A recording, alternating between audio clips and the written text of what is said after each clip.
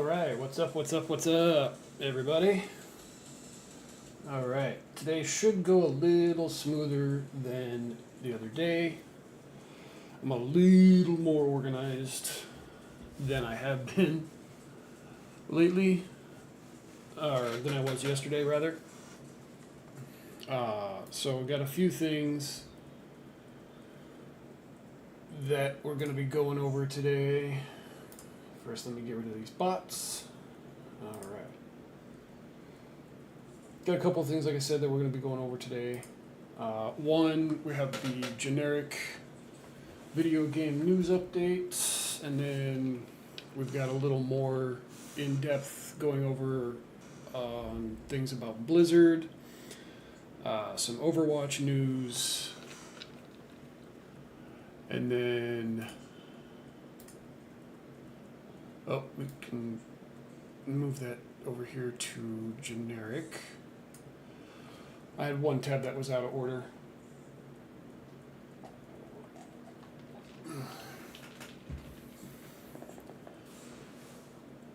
But yeah, so we're going to be going over some generic news, like I said, some Overwatch things, a little in-depth on some new Dead or Alive stuff, and also going to be covering a little bit of Clara Obscura, the Expedition 33, or some people call it the French game. So those are going to be what's we're going to be going over, and also I'm going to be playing Doom Dark Ages after we go over everything. Excuse me.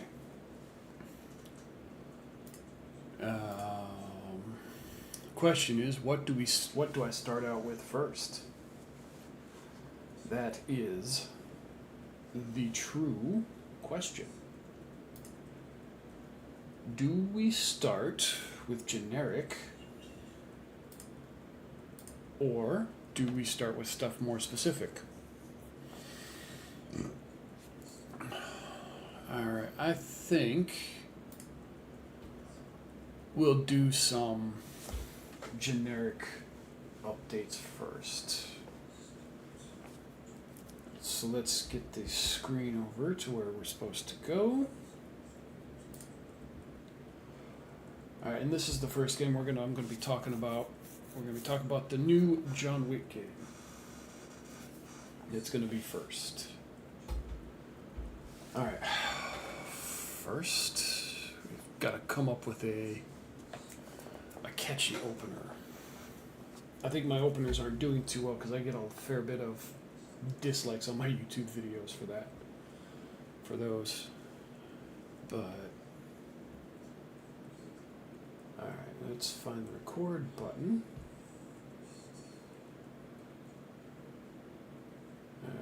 Okay. If anybody else has got anything that they want me to look into game-wise, let me know in the chat, and we'll take a digging into it and see if I can at least go over it for you if you need some more information about it.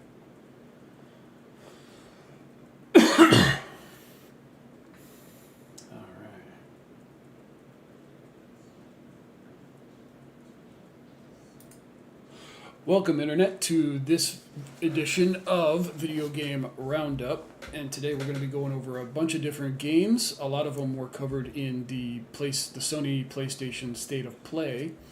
The first game we're going to be talking about is the new John Wick game, and we're going to be seeing if there's going to be a release date and everything that is known so far according to this article.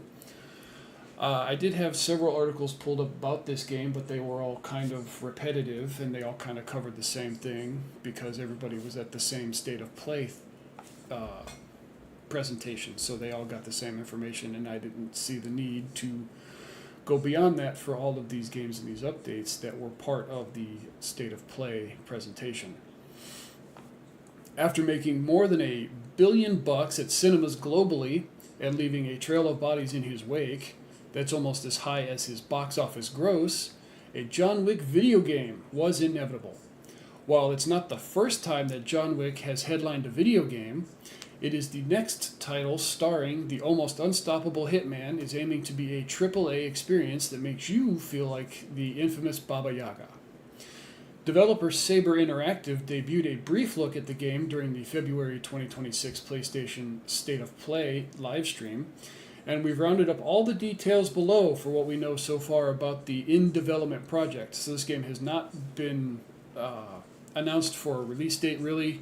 It's just some generic going over and some photos of the gameplay. The release date for John Wick has not been yet revealed, and Saber Interactive added that the game's current name is a working title. So they don't even have a nailed down title for the game yet, nor do they have a release date planned as of yet for the game. I personally expect that the game will probably come out sometime next year rather than later this year. Although I suppose if they really crack at it, they could get it out later this year, but I suspect that if they did that, it would be rushed and it wouldn't be a very good game.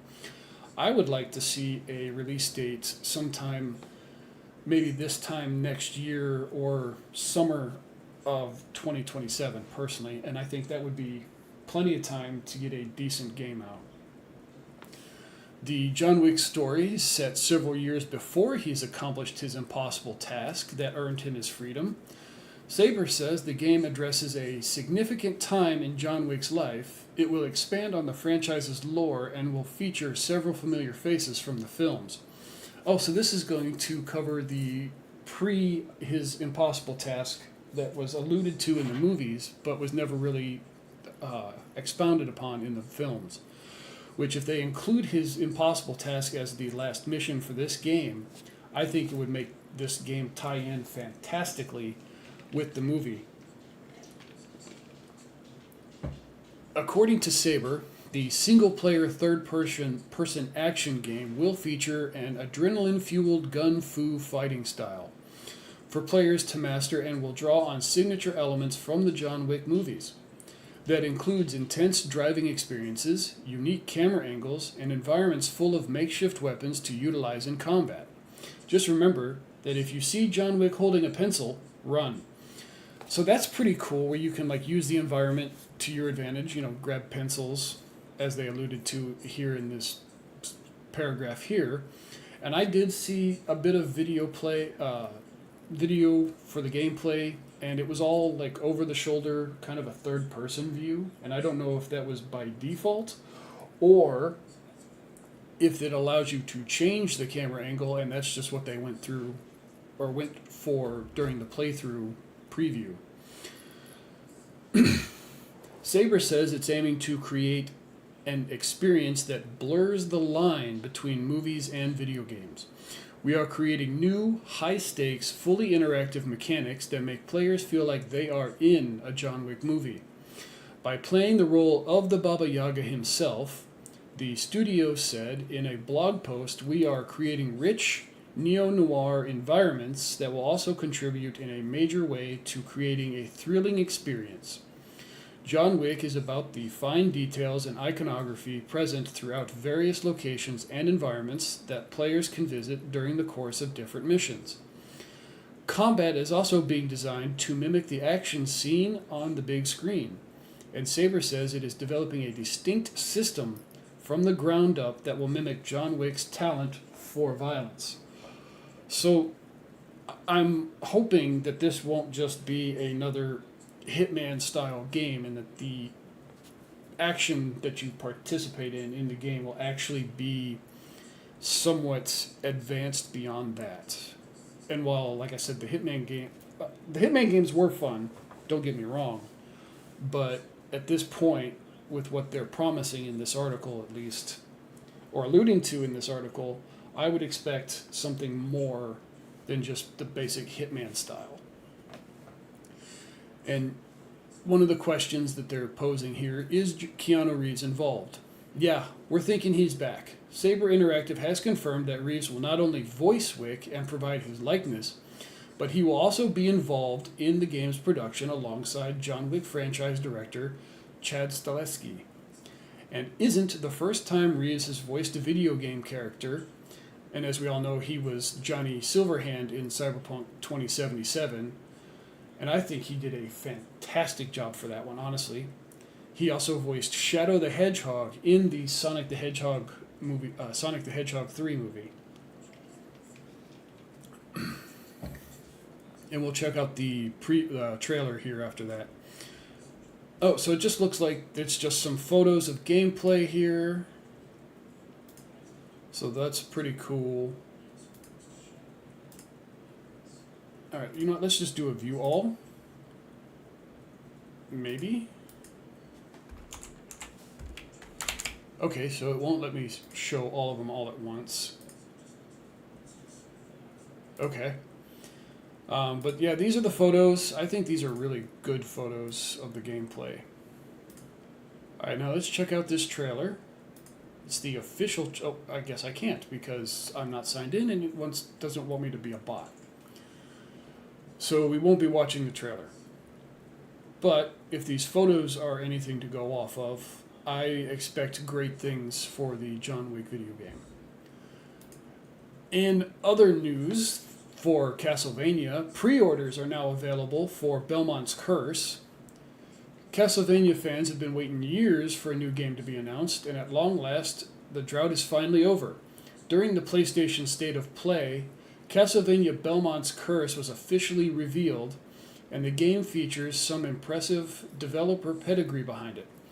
It's priced at about $40. Physical PS5, Switch, and Xbox Series X versions of the game are now available for pre-order through Amazon and Best Buy ahead of its release that's going to be later this year. It is set 23 years after Castlevania Dracula's Curse. The new game follows Trevor Belmont's successor's journey across Paris in 1499.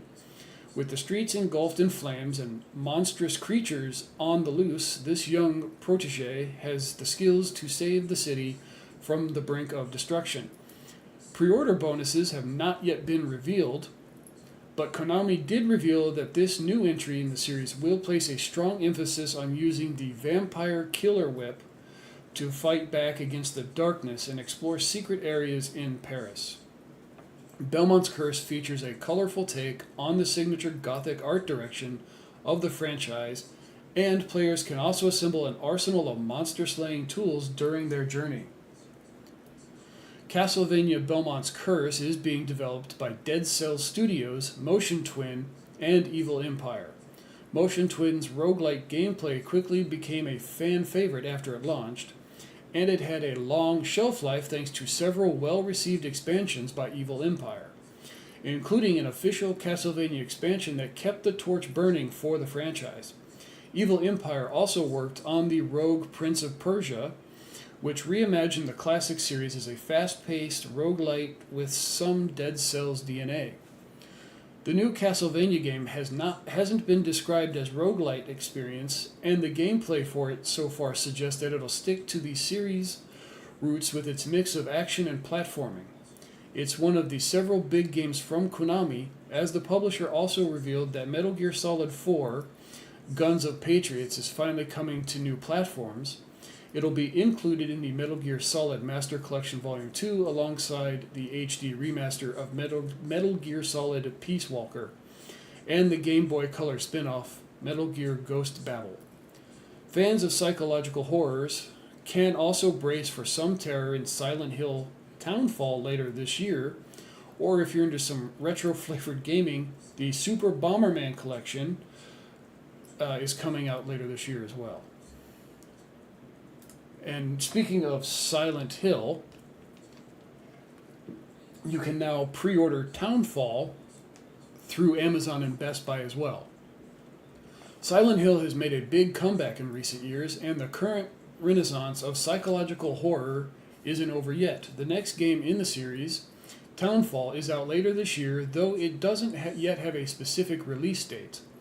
Nevertheless, if you're feeling brave, you can pre-order the $50 physical edition for PS5 through Amazon and Best Buy. Real quick, I kind of want to tangent off here and say, do you notice that Silent Hill, like games for PlayStation, are $50, while games that are coming out for PC and Xbox regularly are right around the $70 area? It's a little ridiculous. Anyway, Pre-order bonuses for Silent Hill Townfall have not yet been revealed, but a few details on the game have emerged. Set in 1996, players will step into the boots of the game's protagonist, Simon Ordell, and explore the foggy Scottish seaside town of St. Amelia. Haunted by strange monsters, Ordell will have to decide when to fight and when to run, and to aid him, he has a handheld TV that helps him when he uses his stealth. Enemies appear in the small screen as blobs of static, and Ordell can use it to uncover the mystery of St. Amelia. Developed by Scottish studio team Screenburn and published by Annapurna Interactive, the game is also played from a first-person perspective. This is a big departure from previous Silent Hill games, which were all third-person psychological horror games. And as mentioned above, Silent Hill has been on a roll lately. Blobber Team is currently working on a remake of the first game, but if you're looking to experience some of its unique brand of horror right now, you can pick up the physical editions of the Silent Hill 2 remake and last year's critically acclaimed Silent Hill F at discounted prices. PC players can also save on the digital version of the game via Fanatical. Buying at Fanatical gets you an official Steam key, and these are the other prices for all of these different versions. Silent Hill Townfall is just one of several new pre-orders that have gone live this week. Konami also revealed several more games on the way, as it has dug into its vault to resurrect some classics from yesteryear.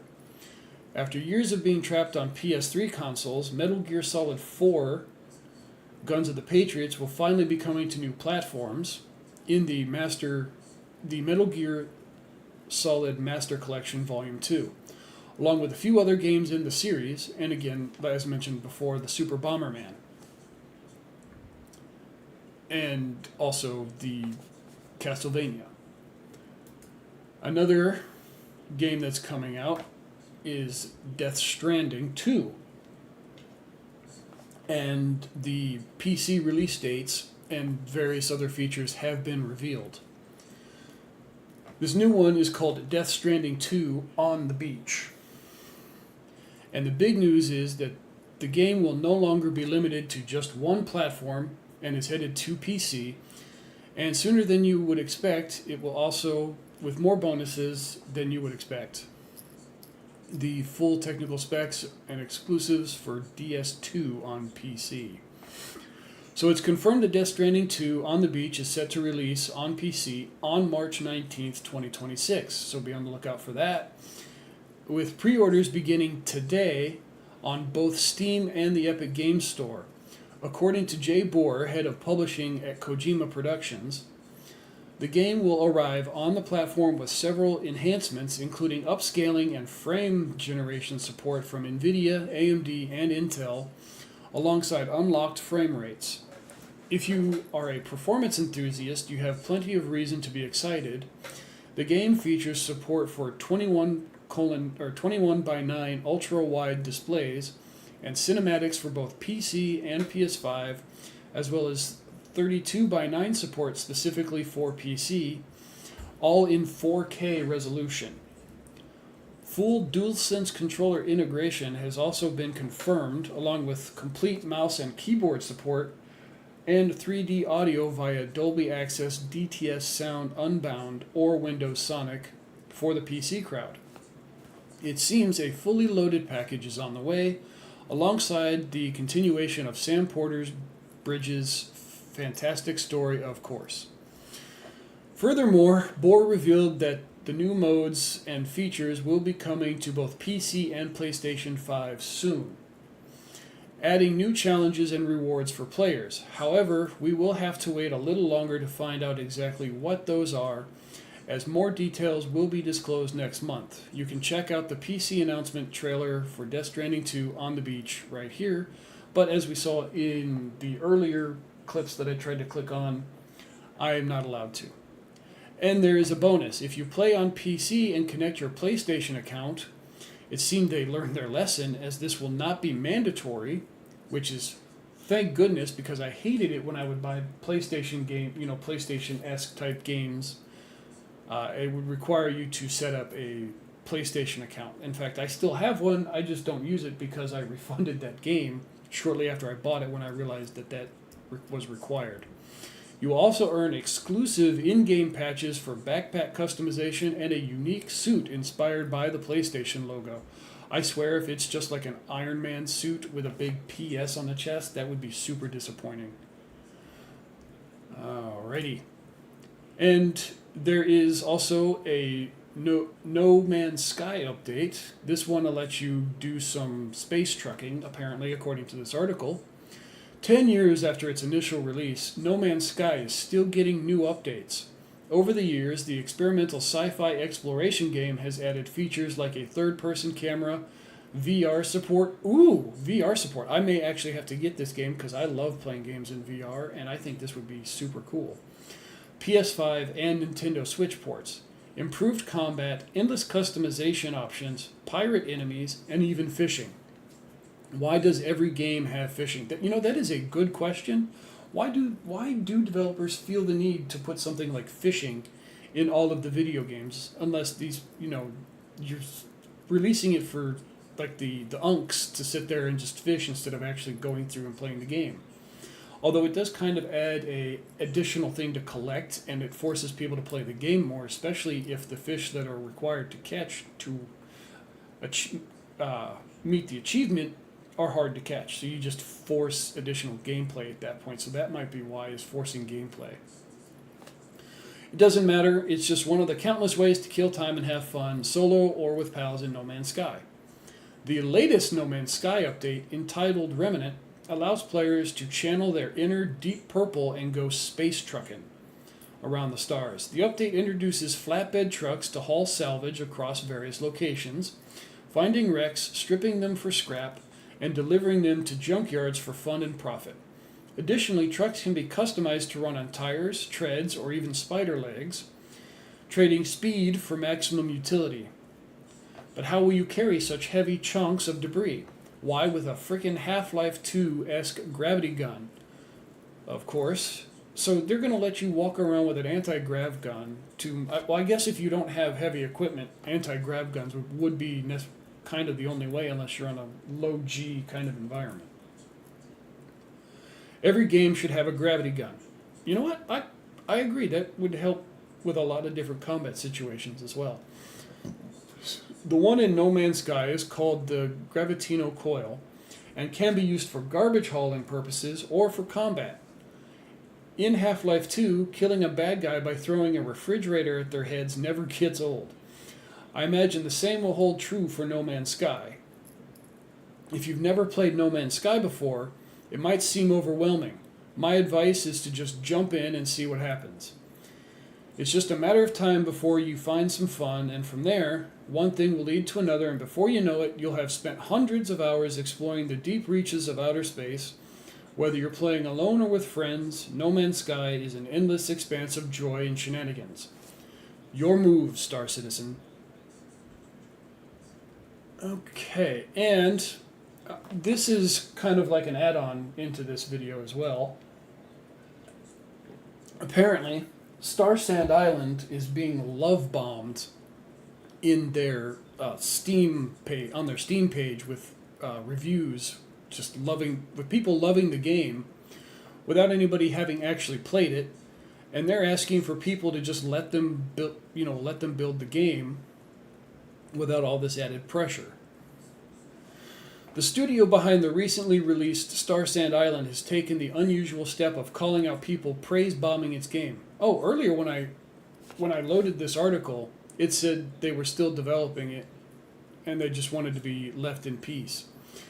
But the anime-inspired Cozy Life Sim was released in Steam Early Access on Xbox Preview on February 11th and is also available on Xbox Game Pass. However, Chinese developer Seed Sparkle Lab has posted an update on the game's Steam page questioning the positive response it's been getting. Yeah, it seems, from what it sounds like initially at least, it sounds like they're being botted with praise, which is just as sketchy as if they were getting hate bombed. We've recently noticed a large number of overly positive praise comments about our game appearing across various social platforms, the studio wrote. At first, we believed this meant our game was being recognized and appreciated. However, we soon noticed something unusual on Steam. Some comments were posted after very short playtime, were released at nearly the same time, appearing to be AI generated.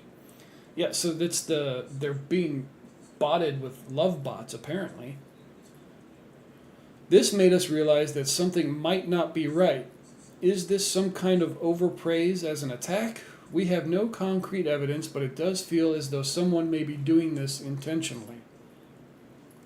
And they very well might have a rabid fan that was willing to pay to have the bots, spam their Steam page and other various social medias with praise. And they're trying to boost the game so that way it gets out there, because the way the algorithms are written, at least on social medias, the more interactions your post gets, the farther reach it gains, so that way it reaches more people for them to interact with it until eventually it balances out and the amount of interactions your post got kind of balance with the amount of people that have seen it. And when people stop interacting with it, it stops spreading. This made us realize that some may doing this intentionally. What makes it even more puzzling is that this approach is not cheap. Since leaving a review requires purchasing the game, we later discovered that some of these accounts refunded the game after posting their reviews. Okay, so they're buying the game, posting a review, and then refunding it? That just seems kind of stupid. So it's not even bots. People are actually buying the game, praising it, and then refunding it. The studio's message to the potential praise prankers is a simple one. Stop doing it and let them concentrate on making the game instead of trying to figure out what's going on. We would like to say this clearly. Making an indie game is not easy. The studio said, we simply want to focus on building a good product and giving the players who truly like our game a better experience. So to whoever is behind this, please stop. Please let us focus on making our game in peace. We pose no threat to anyone. I don't think it's about you guys posing a threat. I think they're just overly exuberant and they want to get your game's name out there to as many people as possible. But it could also just as easily be malicious, because now all these all these posts look fraudulent. And it makes them look like the bad guys, like they're doing it themselves. Star Sand Island's early access period is being used to finalize the game's content and finesse the in-game experience for players before its full release this summer on PlayStation, Xbox, Switch 2, and PC. While the early access version of Star Sand Island is single-player only, when the full game is released this summer, it will be accompanied by a new multiplayer mode. And moving into Marvel Rivals, those of you that play Black Widow as a main are about to get worse because she's getting nerfed. If you know any Marvel Rivals fans who play Black Widow, now might be a good time to check up on them. These players who stubbornly cling to a character infamous for having the worst win rate on the roster have probably spent the last month getting bullied by every lobby they join. Now, to make matters worse, developer NetEase decided it would be a good idea to make Black Widow even weaker. The latest Marvel Rivals patch went live earlier this week and introduced a new character called Elsa Bloodstone, along with Valentine's-themed content to the team-based superhero shooter. Beyond some such needed quality-of-life adjustments, the update also adjusted 4 heroes. For some reason, one of them was Black Widow. Apparently, the notorious sniper's ultimate ability wasn't meant to weaken other characters so significantly. We called in the Black Widow program for a reboot. Now her stings strictly inflict the correct amount of vulnerability. Right now, Marvel Rivals has a total of 46 different characters. Out of all of those, Black Widow comes in dead last when it comes to win rate. It's so bad that for ages, Black Widow mains have been holding out hope that their beloved assassin might see some kind of buff. That hope was reinvigorated following a high-profile spat between a handful of Twitch streamers. I don't know why that would give anybody hope. Twitch streamers are like some of the worst streamers. Some of them, not all of them, but some of them. Maybe I'm just biased because I stream on Kick and YouTube. Back in late January, one influencer was pushed out of a $40,000 Marvel Rivals tournament after being placed in a group with a teammate who favored Black Widow. I remember reading about this. It actually made the rounds in YouTube videos for a few days. The guy was trying to convince the team that he was subbing in for to have somebody learn how to play with Deadpool, and they steadfastly refused and basically essentially trolled their own team by playing Black Widow and forced their team to lose, essentially, and they did it on purpose. The influencer tried urging his teammate to switch to a different character so their group would have a better chance at winning. He was hoping to use the winnings to help pay for his college tuition. News of the teammate's refusal to play nice and the consequent ban led to hell breaking loose within the community. The topic burst out of Marvel Rivals bubble and into the mainstream gaming discourse. This single YouTube video on the topic, for example, has amassed 4.3 million views, and it was just one of many Black Widow drama posts across social media platforms and major news outlets. The kerfuffle involved specific people, but the backlash hit Black Widow mains at large. Shortly after, Black Widow mains were reporting that they were getting ridiculed and bullied in nearly every match. Sometimes players claimed teammates would leave matches the moment they noticed a Black Widow player in them. And honestly, given the amount of shenanigans that was surrounding the player that refused to play any other character, I kind of see why, because if you associate people who play that particular character to act like that, and that's your only experience, you don't want to be associated with that in any way on your team, so you would leave too, I would imagine. I probably would, at least more than once. It was a bloodbath of negativity, but many widow mains tried to look on the bright side. Maybe now, after all this negative attention surrounding the hero, NetEase would be compelled to give Black Widow some love, right? No, they made her worse so people stopped playing her. But Black Widow's cosmic misfortunes have only grown worse with the latest Marvel Rivals update. If the community was in a bad place a month ago, the patch is threatening to turn everyone into the Joker. Some players are wondering if it's time to abandon ship. I would have abandoned it a long time ago. Nearly everyone is mourning or can't stop cursing. There's no effing way these effing a-holes nerfed Widow's ult, one player exclaimed in an angry thread discussing the changes. I mean, if the only thing going for a character is the ultimate attack, which is only a rarity that you get to use in a match, why would you be holding on to that character just for that? And then there's all of these Twitter posts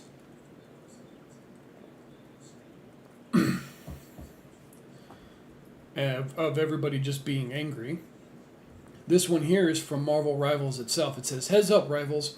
A new hero balance update is coming. We've adjusted and tweaked some heroes for Season 6.5 to keep things fresh and to keep the battlefield ignited. Check out the full announcement here." And then this person replying, "Still no Widow rework or micro buffed after the Zaza situation." At this point, the question has been asked, should they just remove Widow? Somebody who mained Widow asked, and she's not getting a rework, so nobody's going to play her. She's never going to be the meta. She will always be a throw character, and people will always instantly try to ban her if you pick her in comp. The post continued. Well, of course they will. Why would they let you continue to play a character that's arguably the worst in the game? While some people are debating what to do next about the neglected hero, others are treating it like the final nail in the coffin. The devs barely knew her, and District Hitscan had never accepted her as one of their own, one fan eulogized.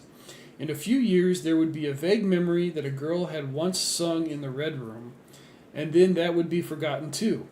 Goodbye, Black Widow. We hardly knew you.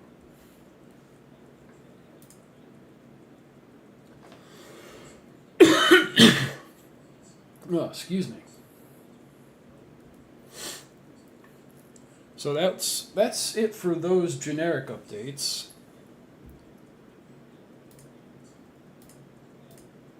So we can close these tabs.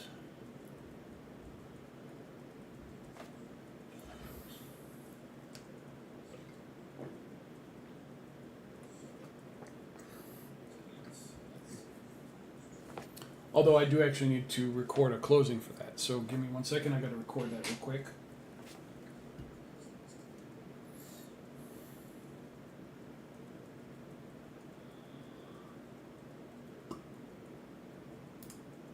Farewell, Black Widow. It's been nice knowing you, and maybe you'll hopefully get some love in the future. Anyway, in the meantime, make sure to like and subscribe to the channel and get your future game updates. No, that one's stupid. Let me stop. All right. Okay, I can't do closings just on their own, apparently. Ugh, that was terrible.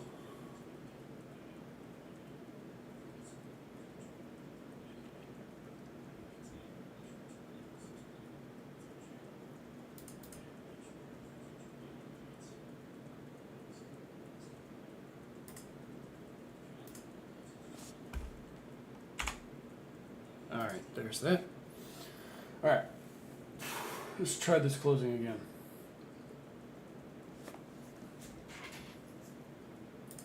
It's been nice knowing you, Black Widow.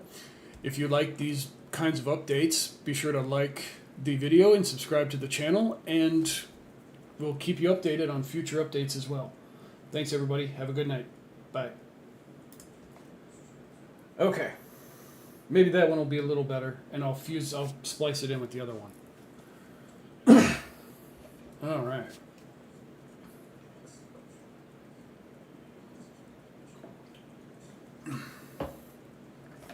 My throat always gets so dry when I do these. So dry.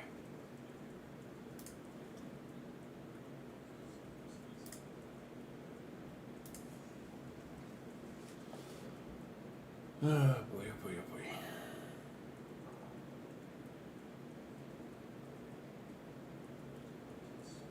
boy. Okay. Now. Oh, I hope my stream is still working. Hello?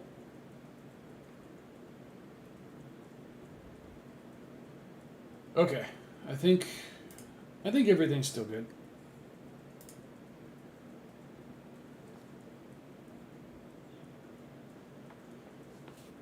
Okay. I was worried because my screen's froze up for a second, and I wasn't sure I was still streaming proper. Okay. We've got a couple other things we can go a little bit into. We can do some Overwatch. We can do some Blizzard.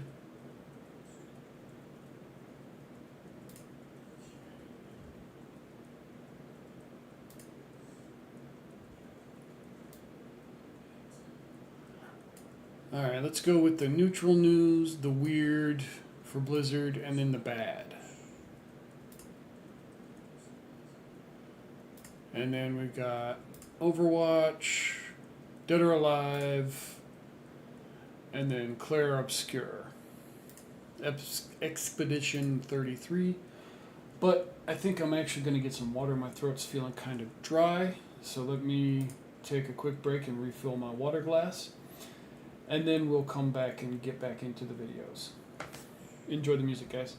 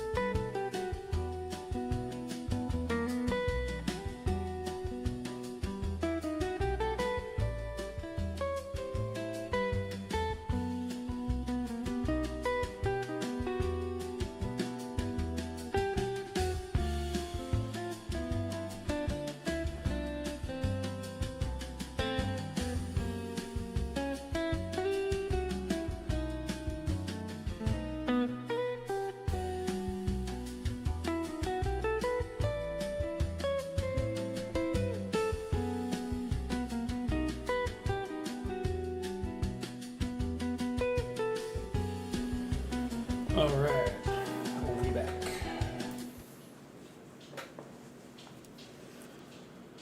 Okay.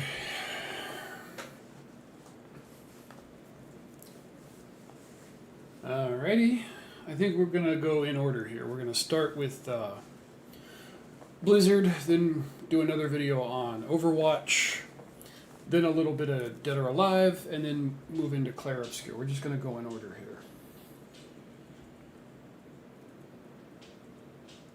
Alright.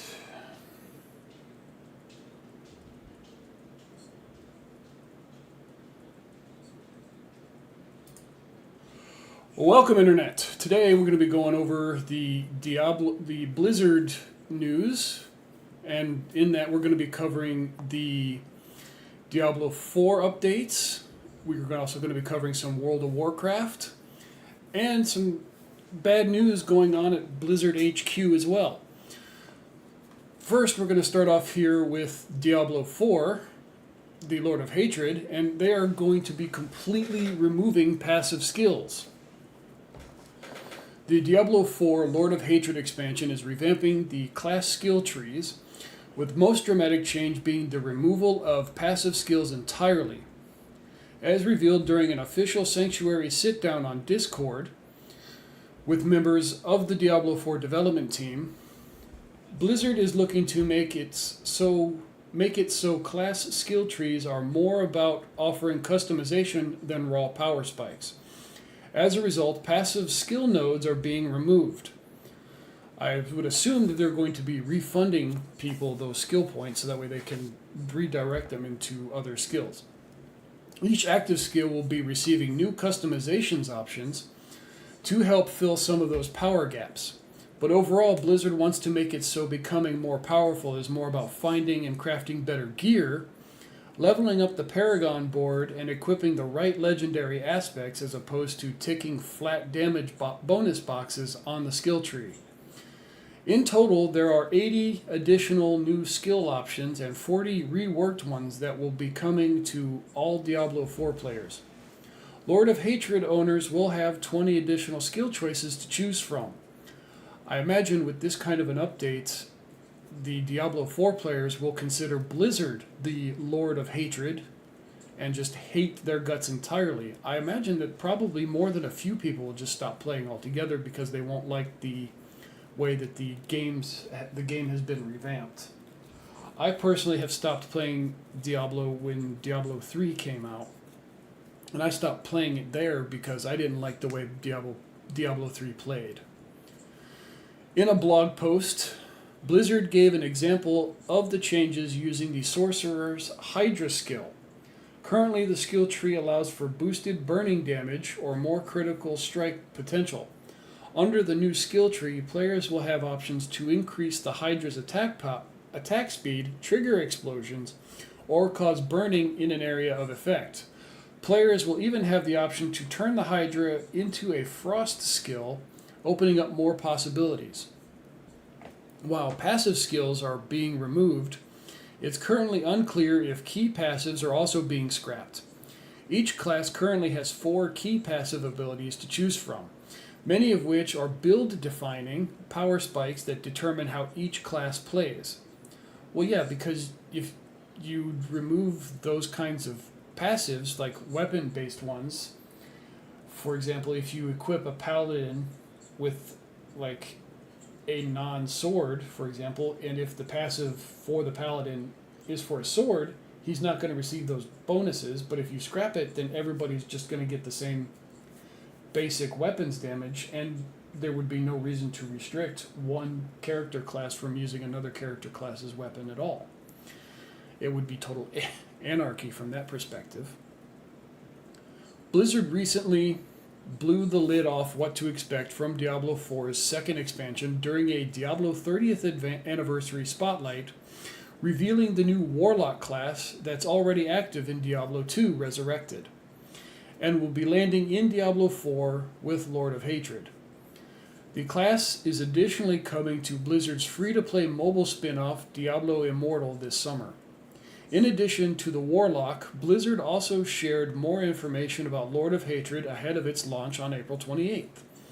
including its new War Plans in-game, Amazons, and how the expansion's Skovos region will be more beautiful than Diablo players are accustomed to, at least until Mephisto shows up.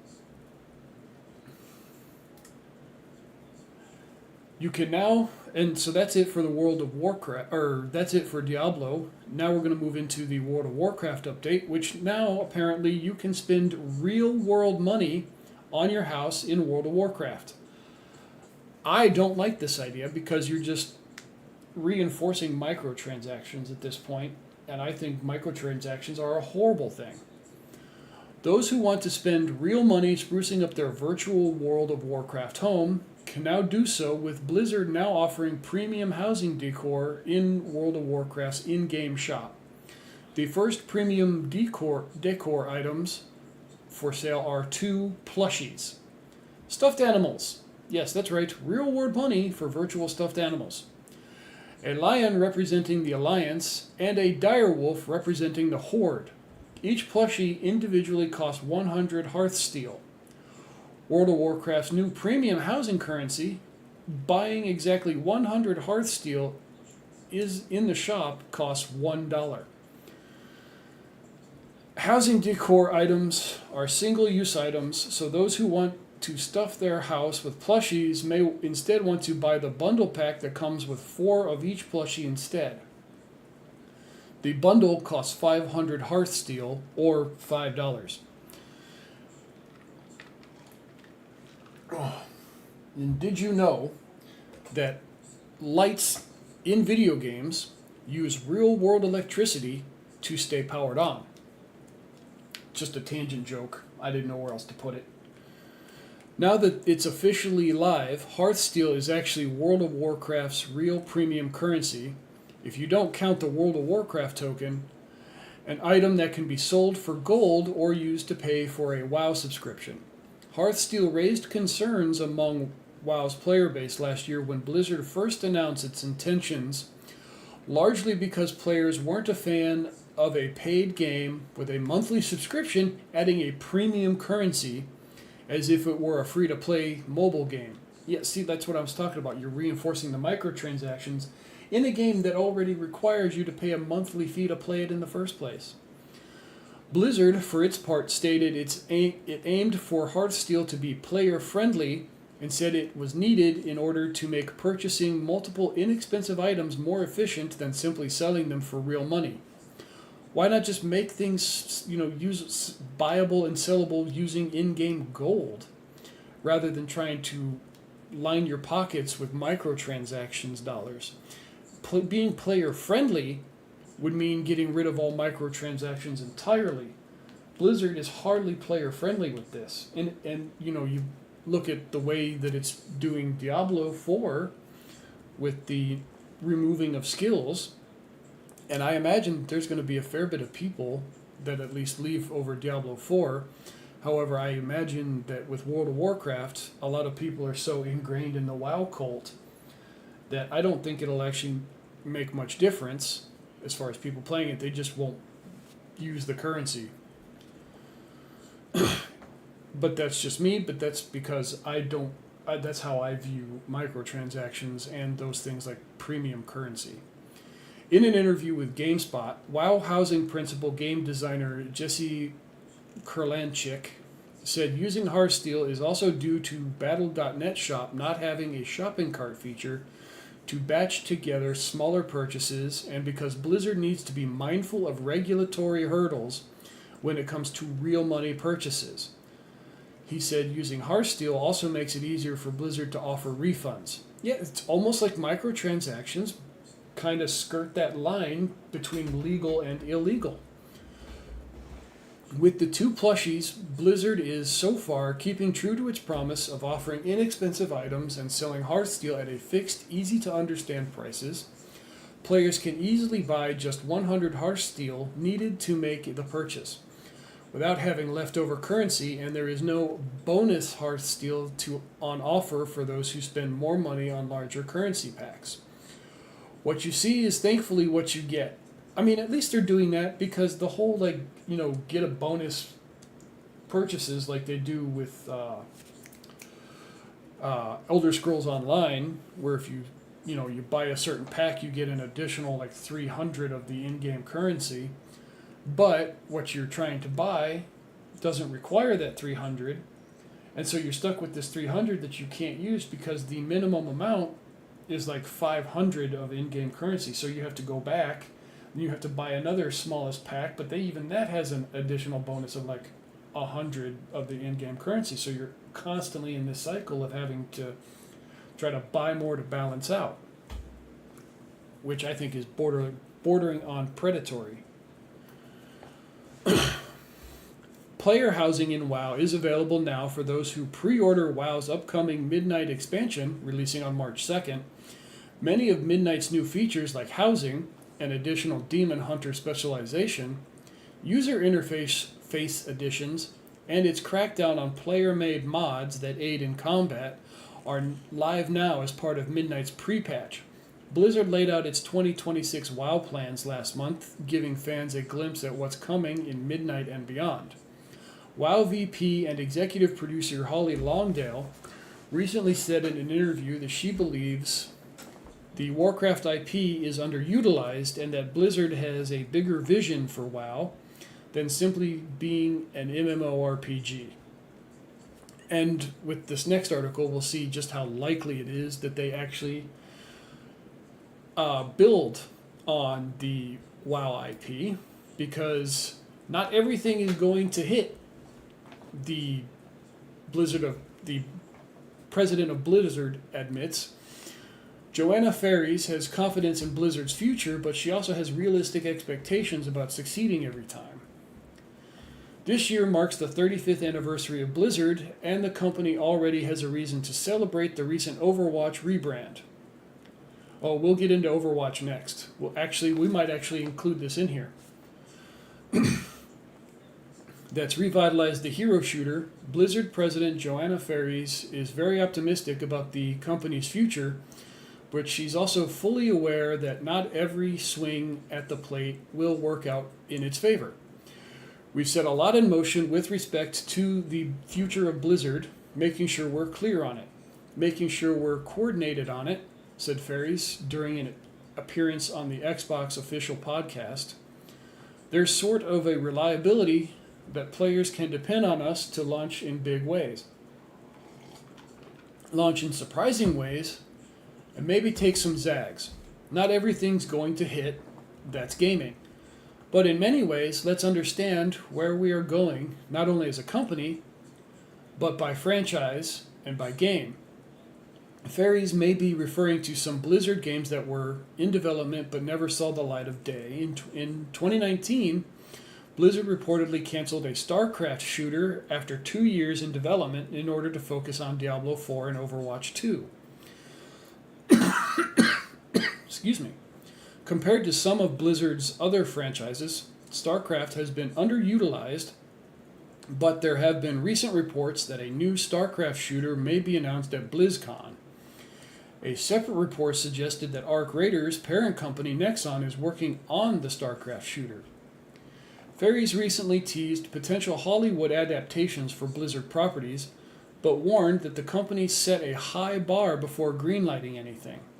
Another Blizzard executive, Holly Longdale, hinted at potential new games set in Warcraft universe. But for now, we may have to wait until BlizzCon in September to see these projects materialize. Speaking of Overwatch, Overwatch hits an all-time peak of concurrent players on Steam. The past few weeks have been a whirlwind of change for Overwatch fans, but this time everything seemed pretty positive. After 3 years with the 2 in the title symbolizing a sequel era, Blizzard has officially decided to leave the numbering behind and launch a brand new season. This new era officially kicked off yesterday, February 10th, with the debut of Season 1, Conquest. The update arrived with a massive amount of fresh content, including new in-game events, animated shorts, and a historical first for the franchise, the simultaneous release of 5 new heroes. And we're actually going to be talking about one of those heroes later on. In less than 24 hours, it seems Blizzard is already reaping the rewards of this soft reboot. That's because the game just experienced a massive surge in PC players, reaching heights never seen before since its arrival on Steam. Somebody should tell Highguard this is how you do a hero shooter. According to data from SteamDB, back when the game was still carried the 2 in its title, concurrent player counts usually hovered between 20,000 and 50,000. While the numbers were relatively stable, the game struggled to break past that ceiling for quite some time. However, that trend saw a drastic and positive shift on the day the Conquest season premiered, known as yesterday. Well, at the time of doing this video was 3 days ago. As Overwatch recorded a historic peak of 165,651 concurrent players on Steam, setting a massive new record for the game on the platform. For more context on this achievement, the game's previous all-time high on Steam was around 75,000 during its initial launch on the storefront in August of 2023, meaning that the concurrent count is more than double its original Steam debut. Oh, and there's more context. Before the new era, Overwatch's peak of concurrent players was only 42,000 in January. Even as of this writing, the game is holding strong with over 112,000 players online. Still outperforming its original launch day, you can check Overwatch's current SteamDB stats below by yourself. So yeah, here you see a number of players on right now, 112,000, 24-hour peak, 165,000, all-time peak, 165,000. It seems that dropping the 2 and having an ambitious relaunch was the health pack Overwatch needed after a rocky period of internal shifts at Blizzard and gameplay changes. And player impressions for the new season are leaning positive, with the community's Overwatch is back sentiment echoing across social media. Now, according to this article, the test really begins, seeing if Blizzard can maintain the massive momentum in the weeks to come. And we're talking about every new Overwatch hero, and all of them got nerfed except one hero. A few days after dropping 5 new heroes into Overwatch, Blizzard pushed a small patch live with balance adjustments for everyone. Everyone gets nerfed. You get a nerf. You get a nerf. Everybody gets a nerf. Except Emery and Anran gets some welcome buffs for her general damage output and a slight adjustment to how her fan the flame damage interacts with armor. It's more important than it might sound. So I guess this character is more of like a tank buster. At the top of the list is Domina, though Blizzard is, for now, leaving her primary fire's exceptional range untouched and keeping the perk that extends that range. It'll just be easier to take down panels from her barrier shield now. Some folks noted that a Blizzard developer left a comment in one of Overwatch streamer Innomog's videos that they made another change to Domina, one that isn't in the patch notes.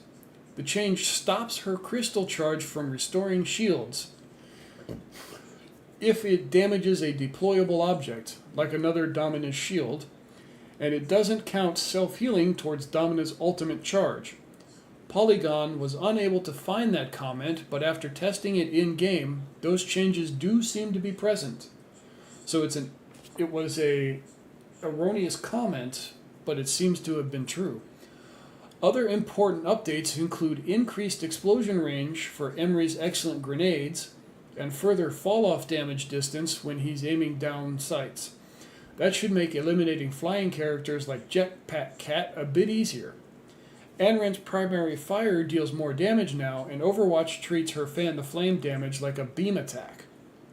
That means armor only reduces damage from it by 30%, which should make wearing down sturdier opponents a bit easier.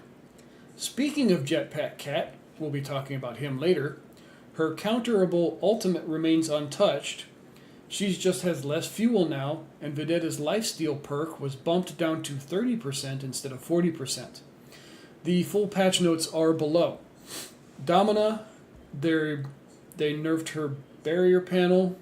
The health for the barrier is reduced from 250 to 225. Zook fans, impact damage increased from 20 to 22. Fan the Flames. Impact damage now uses beam against armor mitigation, only reduced by 30 when used on armor. Inferno Rush can now be cancelled with a Quake melee attack. The passive skill Ignition, burning build up linger time increases from 3 to 4 seconds. Emery, synthetic burst rifle, fall off range increased from 30 to 45, from 30 to 45 to 35 to 50. Cyberfrag, explosion damage minimum radius increased from 1.25 to 2 meters. Mizuki, Spirit Glaive, cast time reduced from 0.1 second to 0.025 seconds. Recovery time increased from 0.7 to 0.75 seconds. Healing Casa, range increased from 25 to 30 meters. Default soft targeting range increased from 8 to 10 degrees. The ultimate attack cost increased by 7%, and it now heals for 100 instant healing on cast. Jetpack Cat, frenetic flight, regeneration rate reduced from 30 to 25. And Vendetta, siphoning strike, lifesteal reduced from 40% to 30%. And like I said, speaking of Jetpack Cat, Overwatch players pissed about Jetpack Cat's ultimate don't realize there's an easy way out. Look at any Overwatch forum with a post that mentions Jetpack Cat in the title, and there's a high chance it's a complaint or full of grumpy comments. Sometimes it's about her ridiculous supply of fuel, which we learned in the previous article was actually now reduced, which should probably be adjusted in future patches, and the tiny hitbox. Mostly it's about her ult, which should absolutely not be adjusted in future patches. Yes, it's annoying when you catch the cat bus to hell before realizing what hit you, but there are a lot of ways to block or cancel it. It just takes teamwork and the right abilities. One method is to just not get hit, which is less Rule 1 don't die than it sounds. Unless you're Sigma or a tank with absolutely no movement abilities. Anyway, Jetpack Cat lets out a telltale yowl before she pounces, and this happens right after she's already locked on. That means there is no chance of her changing direction at the last moment. So unless she's at ground level and close by, you've got about a second to use a mobility skill or something like Anrin's Dancing Blaze that lets you evade attacks and get out of the way. If the pounce connects, turns out there's a lot of ways to get your teammate back. Any ability that stuns or hinders an enemy will cancel Jetpack Cat's ult, even if they're flying off with your friend into the sunset, although it's probably not a great idea to cancel it if they're already off the edge of the map. These include Orisa's Javelin, Cassidy's Flashbang, Sombra's Hacking Skill and EMP, Mizuki's Chain, Anna's Sleep Dart, Domina's Sonic Repulsors, if you're really lucky and have a nearby wall to throw the cat at, Roadhog's Hook, Doomfist's Rocket Punch, Mauga's Cage Fight Ultimate, and Hazard's Downpour Ultimate. There are other possible options, though. You'll need really good timing, like Reinhardt's Charge or Earth Shatter, Bridget's Shield Bash, Wu Yang's Tidal Blast, and May's Blizzard. These are doable, but in a once-in-a-blue-moon kind of a way. So you would have to have really, really good timing in order to pull those particular moves off in a fashion that would save you. Your team has a few supporters who can lend a hand as well. Lifeweaver's Life Grip snatches an ally out of Jetpack Cat's claws, assuming you're within range, and can even work after the tether ends and the cat drops them into the abyss. Your own Jetpack Cat can also activate a lifeline tether after the drop to pick them up. The catnapped ally needs to accept the grapple, of course, so hopefully they're paying attention.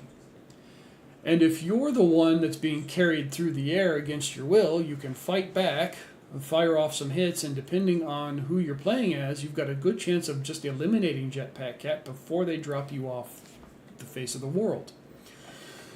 Jetpack Cats players almost always target your team's tank or whichever player is causing the most trouble for the opposition. So if you're playing as a character who can counter Jetpack Cat, which you should be, if your opponent is fielding one, make sure you're keeping an eye on your most likely to be targeted teammates. Double up and travel with a friend. That's the hint for this.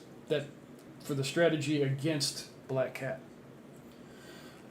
or Jetpack Cat. Blizzard wants to make team play a bigger focus of Overwatch's future, and figuring out how to deal with Jetpack Cat's ultimate is part of that. Friction that rewards you for learning how to use character kits effectively is a good thing. And the article says, I hope Blizzard remembers that when the probably inevitable Jetpack Cat balance changes start rolling out, which I read about in the previous article, and that was due to the reduction of fuel. Anyway, if you like these video game updates about Blizzard, make sure to like the video and subscribe to the channel, and that way you'll get the most recent updates when I post another video. Anyway, enjoy the rest of y'all's day. Have a good one, folks. Later. Okay, that one's done.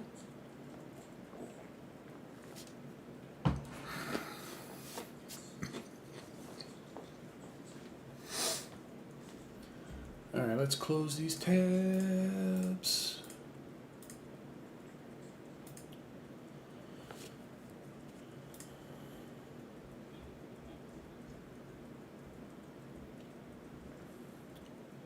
Okay, this is just promo page. We don't need this one.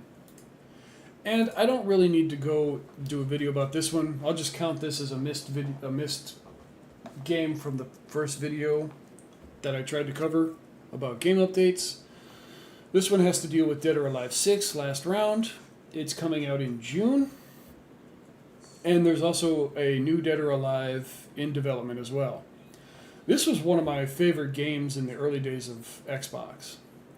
Dead or Alive's last mainline entry dropped nearly 7 years ago, so the long-running fighting series was due for a revival.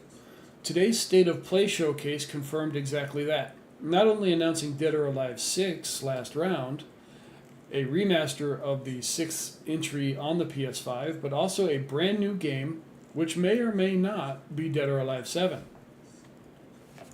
The video description for Dead or Alive 6 Last Round announcement refers to the project as the definitive version of Dead or Alive 6.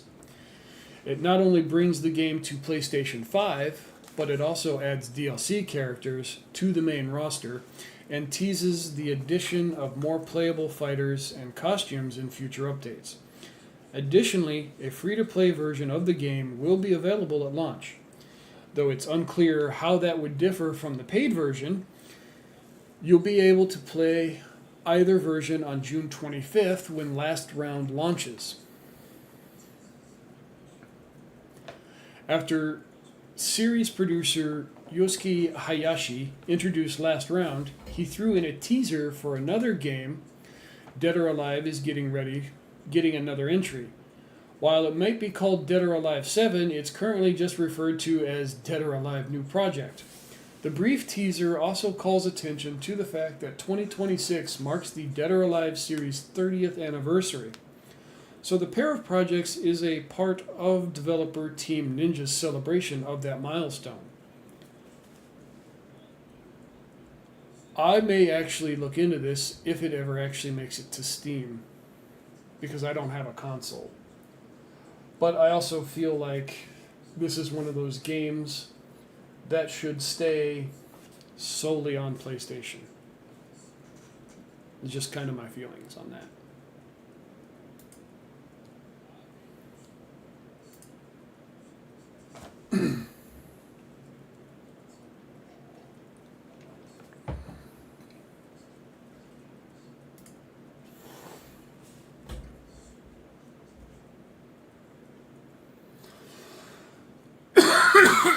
Excuse me.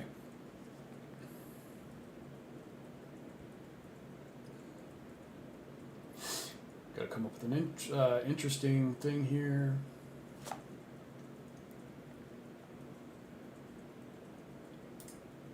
Welcome. The DICE Awards have recently aired, and Clair Obscur Expedition 33 has won 5 awards this year, and one of them including Game of the Year. And rounding out some of the others, Ghosts of Yote also won 3 awards, and Death Stranding 2 claiming 2 of those awards. Clair Obscur Expedition 33 has another Game of the Year award under its belt, this time courtesy of the DICE Awards. The Academy of Interactive Arts and Sciences held its 29th annual DICE Awards ceremony in Las Vegas this past Thursday, which was voted on by the Academy's global membership of more than 30,000 industry professionals. As well as Game of the Year, Clair Obscur took home 4 other awards for Outstanding Achievement in Art Direction, Outstanding Achievement in Story, Role-Playing Game of the Year, and Outstanding Achievement in Game Direction. Ghosts of Yote also won 3 awards that night for Outstanding Achievement in Character, Outstanding Achievement in Original Music Composition, and Adventure Game of the Year. Meanwhile, Death Stranding 2, On the Beach, and Blueprints each claiming 2 awards as well. And we're going to actually talk about Clair Obscur's soundtrack here a little later. The games recognized at this year's DICE Awards showcase the extraordinary range of talent and creativity that define our industry. Academy of Interactive Arts and Sciences President Megan Scavo said in a statement, "It's inspiring to see how these developers continue to elevate interactive entertainment through innovation, storytelling, and meaningful player experiences." And here's all the awards that were given out. The Outstanding Achievement in Animation was South of Midnight. Outstanding Achievement in Art Direction, Clair Obscur. Outstanding Achievement in Character was Ghost of Yote. Outstanding Achievement in Original Music Composition, also Ghost of Yote. Outstanding Achievement in Audio was Death Stranding 2. Outstanding Achievement in Story was Clair Obscur. Outstanding Technical Achievement was Death Stranding 2. Action Game of the Year was Hades 2. Adventure Game of the Year was Ghost of Yote. Family Game of the Year was Lego Party. Fighting Game of the Year was Mortal Kombat Legacy Collection. Racing Game of the Year was Mario Kart World. And Role-Playing Game of the Year, Clair Obscur. Sports Game of the Year was Rematch. Strategy Game of the Year was The Alters. Online Game of the Year was Arc Raiders. That's not exactly a surprise. Immersive Reality Technological Advancement was Hotel Infinity. Immersive Reality Game of the Year was Ghost Town. Outstanding Achievement for Independent Game was Blueprints. Mobile Game of the Year was Persona 5. Outstanding Achievement in Game Design was also Blueprints. Outstanding Achievement in Game Direction was Clair Obscur. And Game of the Year overall was Clair Obscur. And like I said, we're going to talk about the soundtrack, and apparently the soundtrack for Clair Obscur is breaking records, and it's doing better than the guy who performed at the Super Bowl. Sandval's Interactive's Clair Obscur Expedition 33 has achieved yet one more record-breaking success, this time via its original soundtrack. Released by Laced Records, the Expedition 33 original soundtrack has become the first game score to reach number 1 on the official independent albums chart in the UK, the official physical albums chart in France and the UK, and the official vinyl albums chart in the France and UK. In the physical albums chart, Clair Obscur is even above the recent album from Bad Bunny, who headlined the Super Bowl last weekend. Its positions in the top 100 album charts for France, UK, and Germany are also the highest ever for an original video game soundtrack. Across France, the UK, Germany, the Clair Obscur original soundtrack entered the official album charts at the following positions. Number 2, official albums chart top 200 in France. Number 2, official albums chart top 100 in Germany. Number 16 in the official albums chart top 100 in the UK. Number 1 independent albums chart in the UK. Number 1 official Scottish albums chart. Number 1 physical albums chart in France and UK. Number 1 soundtrack albums chart in the UK. Number 1 vinyl albums chart in France and the UK. And finally, the number 2 in soundtrack album chart in Germany. The Sandfall interactive RPG has swept the awards this year with its soundtrack winning Game Music Award at the 2025 World Soundtrack Awards and Best Score and Music at the 2025 Game Awards. However, it was snubbed at the Grammys. I think that's because people are biased against video game soundtracks and they just want to promote, mainstream artists. Physical soundtracks are available as a complete CD box set on vinyl, as a 6 LP deluxe vinyl box set, and a 2 LP set. An official concert will tour across the UK and Europe later this year as a painted symphony. Lauren Testard, composer of Clair Obscur, said, "I want to thank all the players and listeners for welcoming our music into your lives. I don't really have the words to express how moving it is for us to share our songs with you in your daily life, whether they are by your side for joyful dances around a saxophone or moments gathered around a guitar, singing for those we hope to see again." He added, "Every day I feel that invisible and deep bond that music creates between us. I will be forever grateful to those who had the chance to paint the Clair Obscur with you. I look forward to meeting you again for a new adventure, whether in shadow, in light, or somewhere in between, so that a bouquet may be born." Now, I dabble with an instrument as well, and I think it's kind of cool that, independent guys are getting this worldwide recognition. So I think that's pretty cool for them. Danny Keller, CEO and founder of Laced Records, said, "We remain completely bowled over by the response to Clair Obscur Expedition 33 video game soundtrack, both in terms of digital streams and sales and physical units sold. While the Laced team worked tirelessly on this campaign, its success belongs to the incredibly talented co-composers Lauren Testard and Alice Duport-Percier. And I do apologize, I am bad with names, so if I butchered them, it was unintentional. And the passionate game developers at Sandfall Interactive, together they created a phenomenon for those who come after." That is a pretty high bar that people will have to measure up to in the future when creating games. As a label that has championed video game music for over 10 years, it is very exciting for us to see music from a new game achieve this level of record-breaking commercial success and break into the mainstream music charts. Like I said, that's really cool, and I'm happy for them. And for those of you out there that I think you guys should support the game. Go check it out. Play it and write your glowing reviews. Or I know that they had controversy, but I don't want that to take away from this, so I'm going to cut this part out entirely.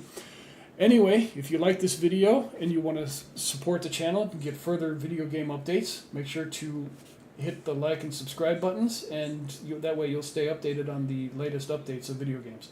Later, everybody. Take it easy. Okay. So now we've gone through all of the news that I had. All right. Let me move into this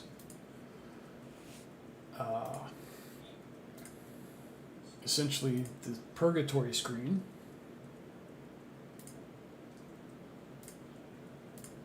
While I try to get the game up and running. Oh, my back.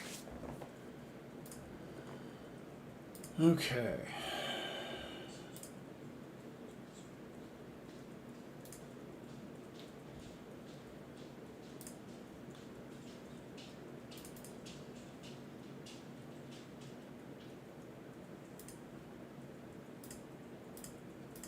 Ah, jeez. Okay, fine.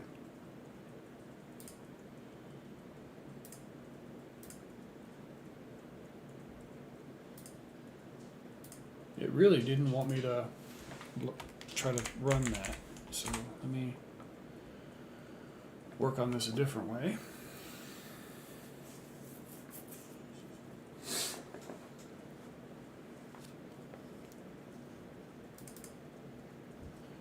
Okay, I can just delete that.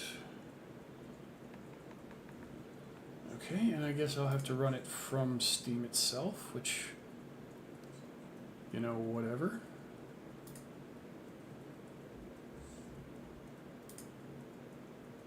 Yes, I accept the EULA. Alright, now I need to change my stream info to Doom the Dark Ages.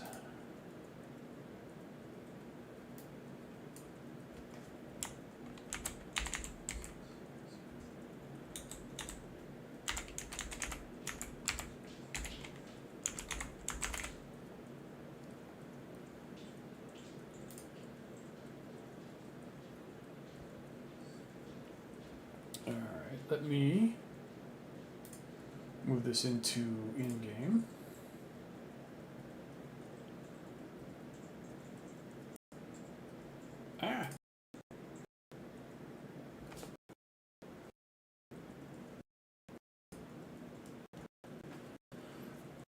Hopefully, everything loads now.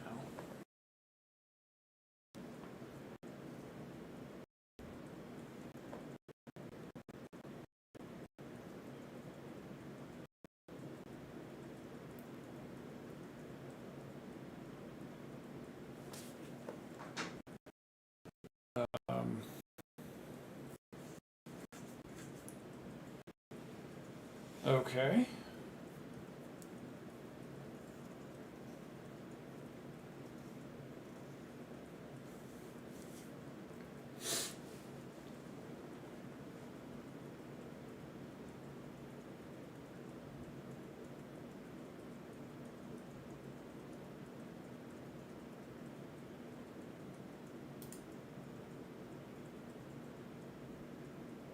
Oh, it's still stuck on.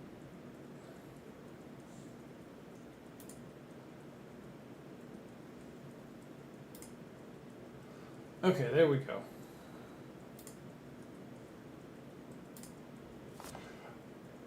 I think I'm going to lower that volume just in case it's too loud. Okay, here we go.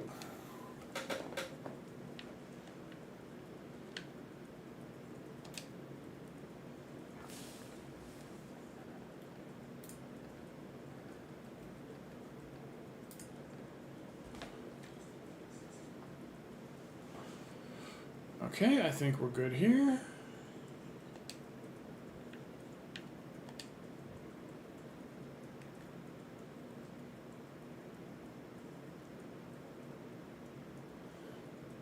I need to press a button.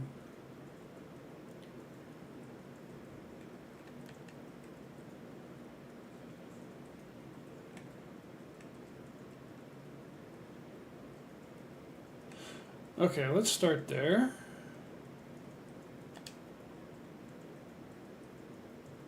Ooh, sweet.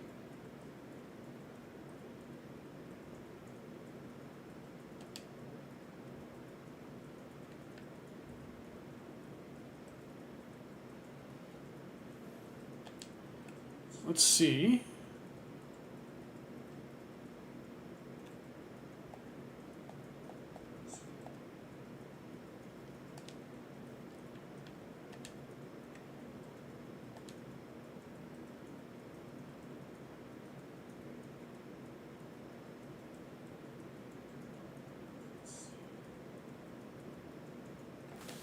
How loud is this game for you guys?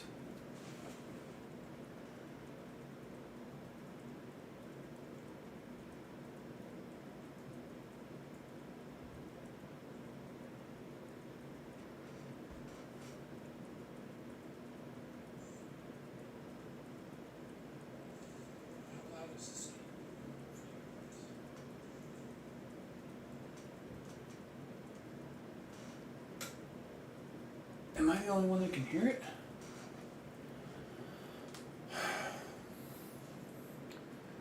there's anybody there that can let me know, whether on YouTube or on Kick, if there's an issue with the sound, whether or not you can hear the music, I would appreciate that.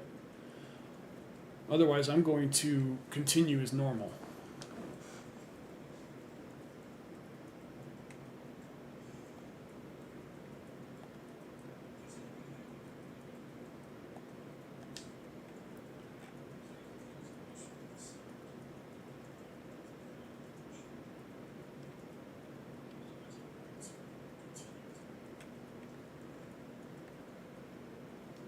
Alright, we're going to stick with this.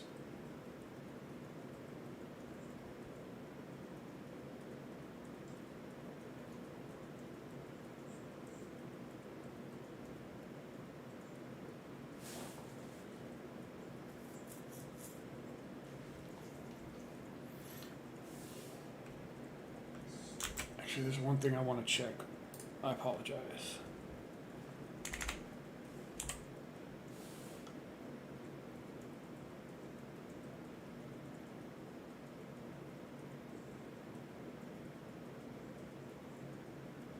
Okay, you guys should be hearing everything.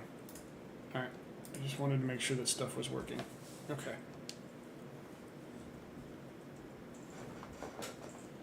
The Night Sentinels, desperate and broken, saw him a weapon. Their gods, ever watchful, saw something more. They bestowed upon him strength beyond mortal flesh, speed beyond thought, a gift now tethered to their will.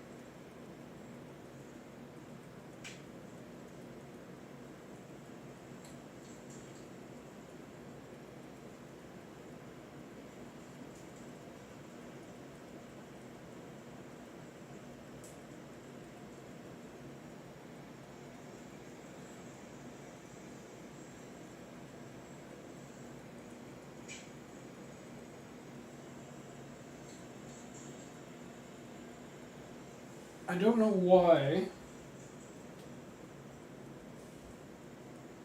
the game sound is not coming through. Because I can hear everything. But I don't know why.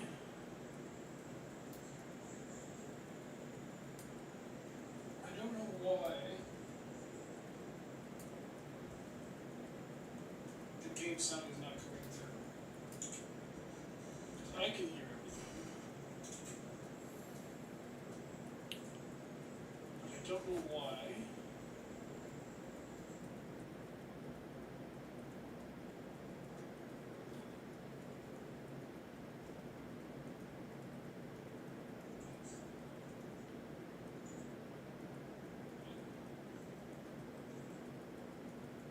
I gotta figure out this sound.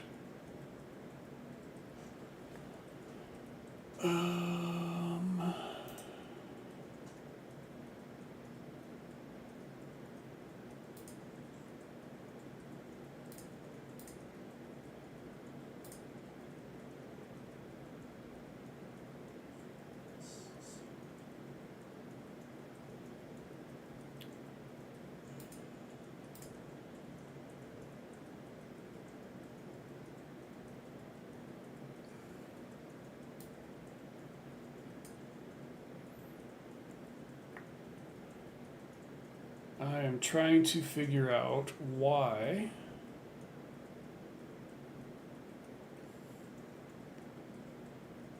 stuff like this is not coming through in the game.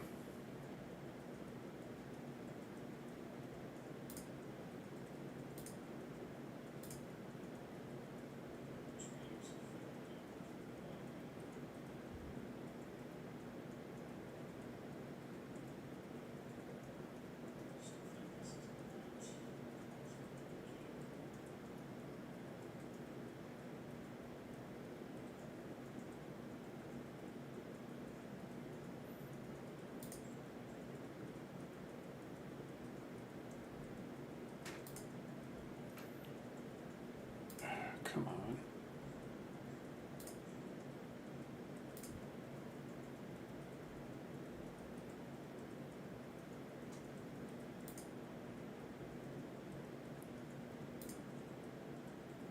What is going on here?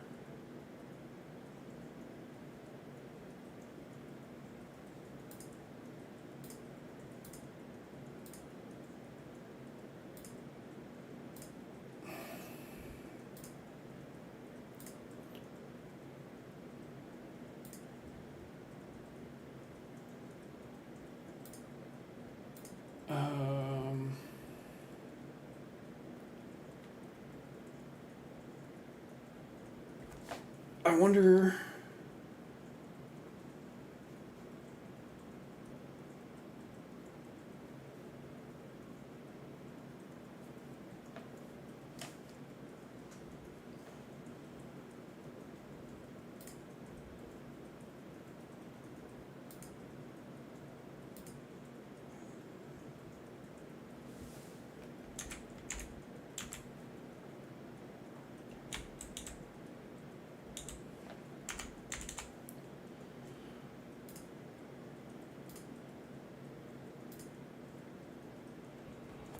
Okay, I guess I'll just preset to Doom and see what happens, I guess.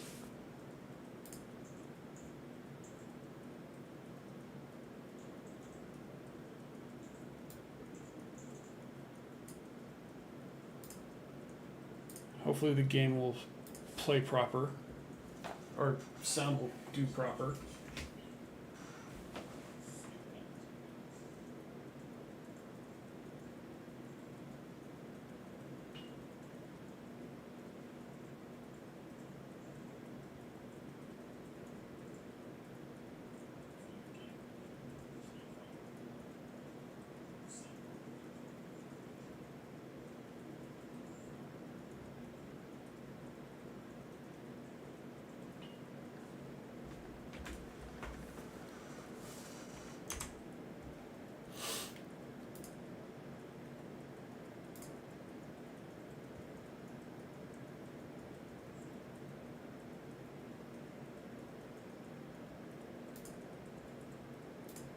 Oh, I wonder if that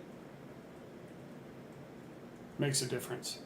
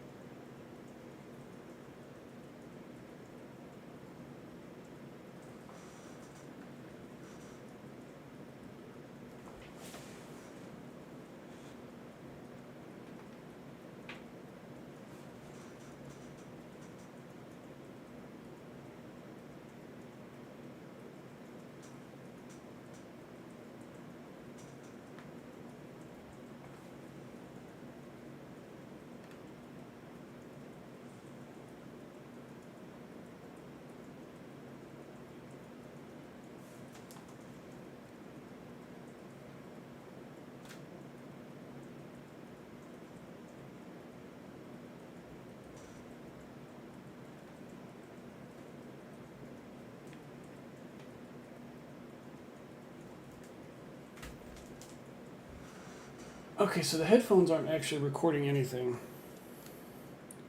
And that's not good.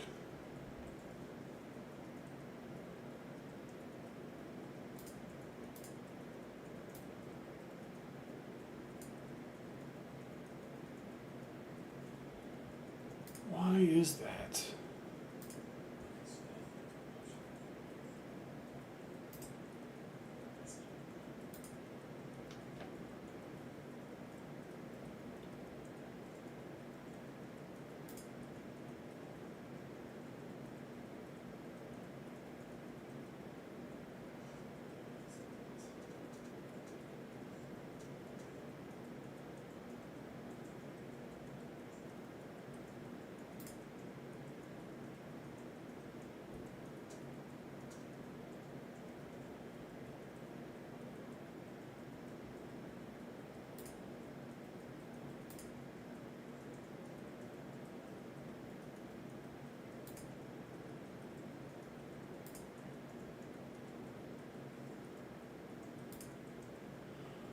I don't know what is going on here.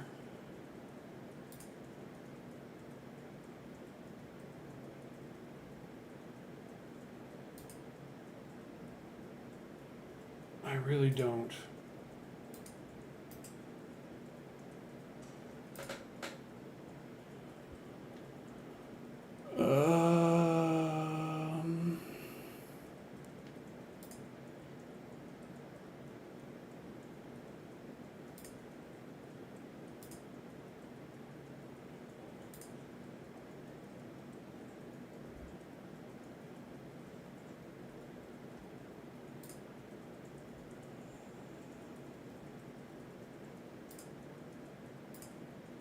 It's weird because I can hear everything through my headphones, but it doesn't sound like anything's coming through with the game.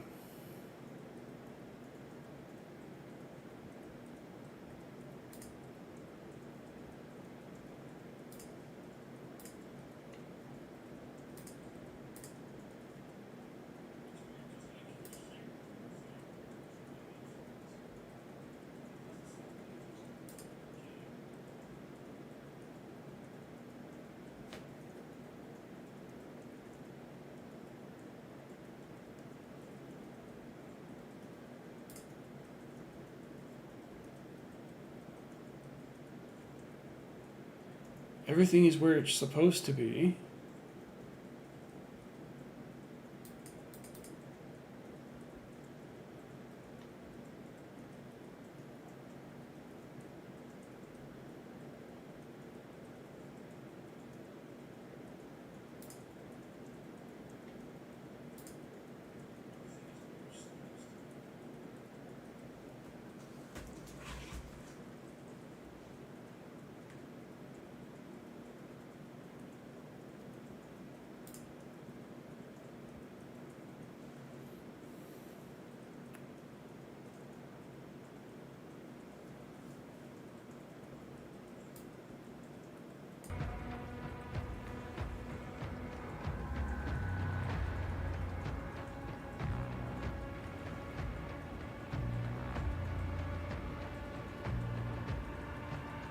Alright, I made some changes. Let's see if those take effect.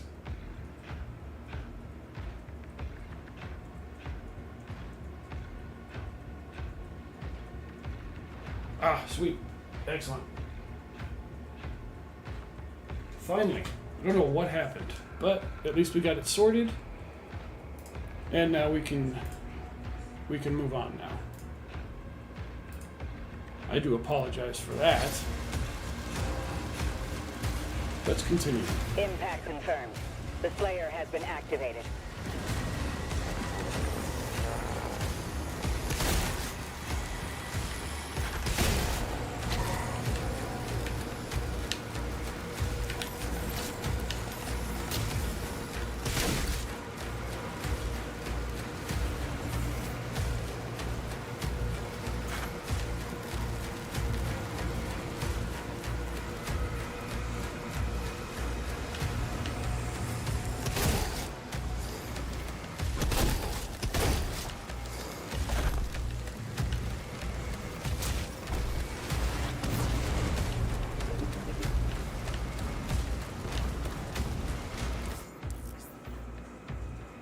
Hold left trigger to block incoming frontal attacks with your shield.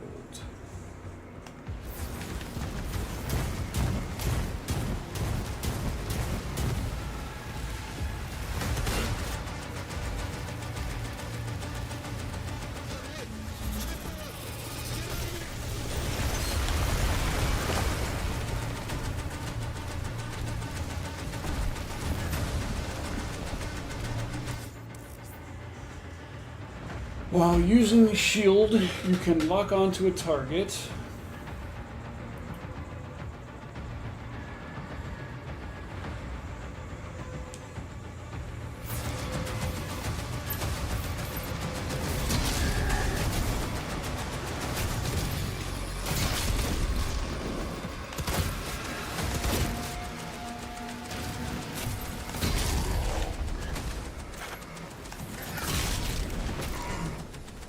That's cool.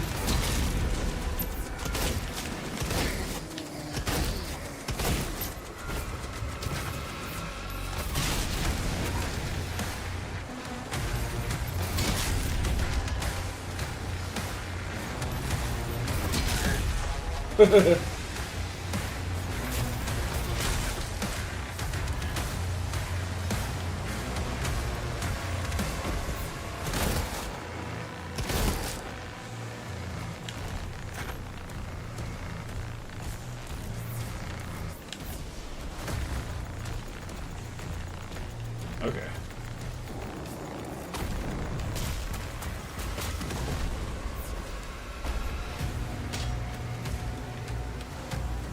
Sweet, picked up some ammo.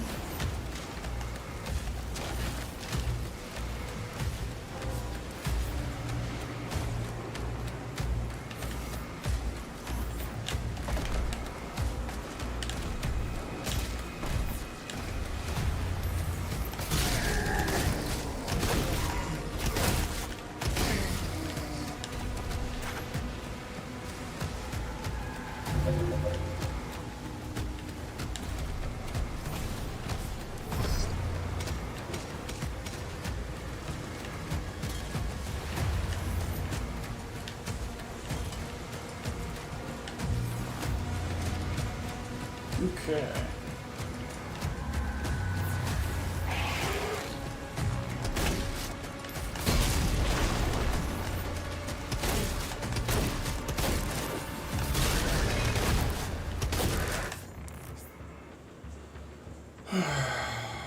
Press R trigger to execute them.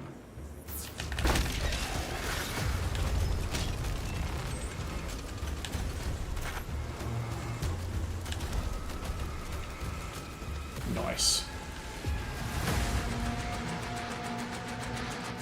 Very, very nice.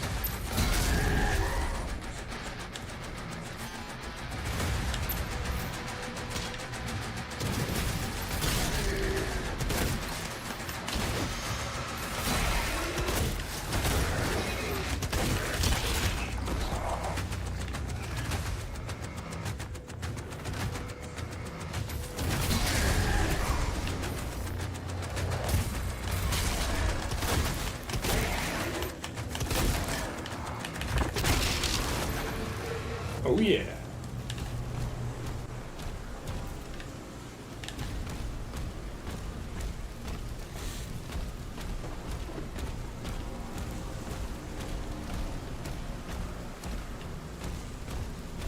Alright, that's one area explored. The Slayer is dangerous. Keep your distance.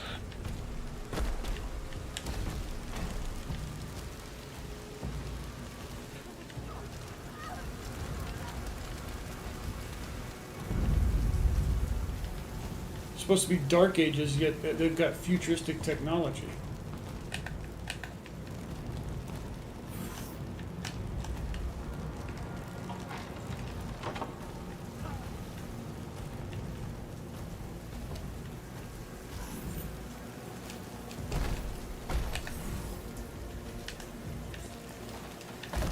Okay, so that's not a secret that I can get through.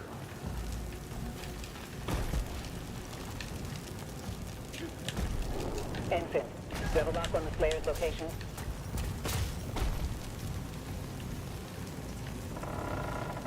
Oh, yes.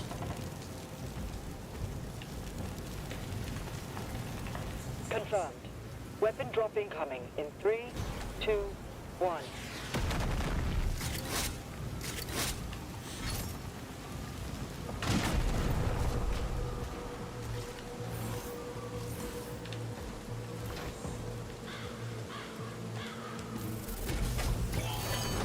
Oh! A beautiful glove.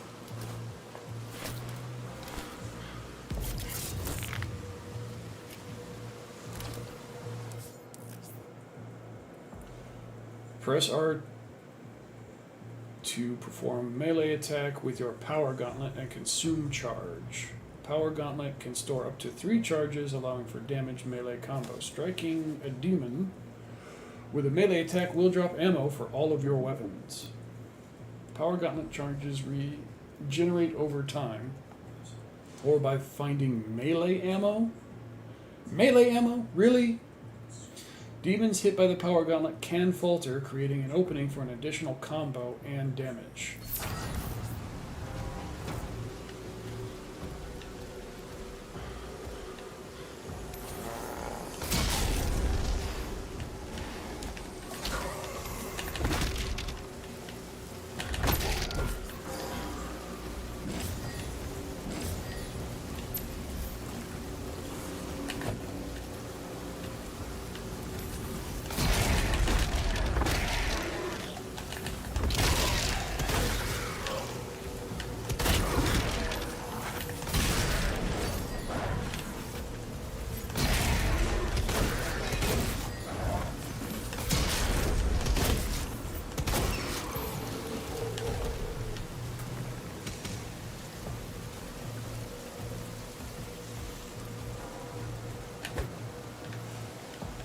Man, they just will not let me.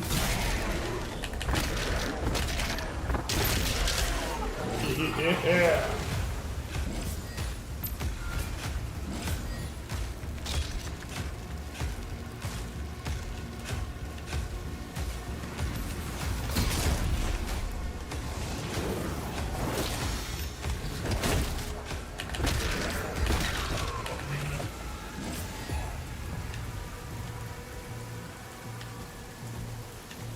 That was kind of sweet.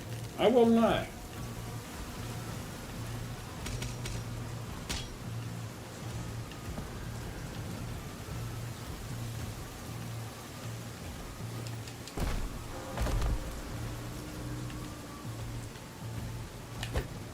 Though I was hoping to get that helmet, but I guess I'll get that here in a sec.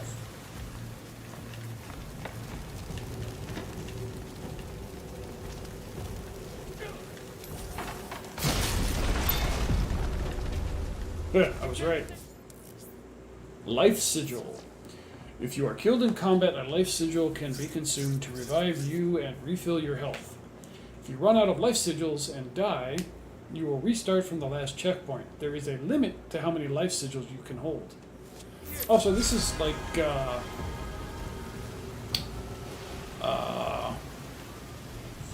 Space Marine 2. Oh, I'm supposed to go this way. Then I don't want to go that way. I want to stay down here then.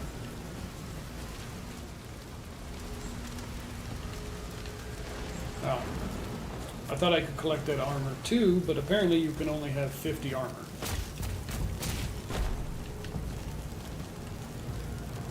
Good to know.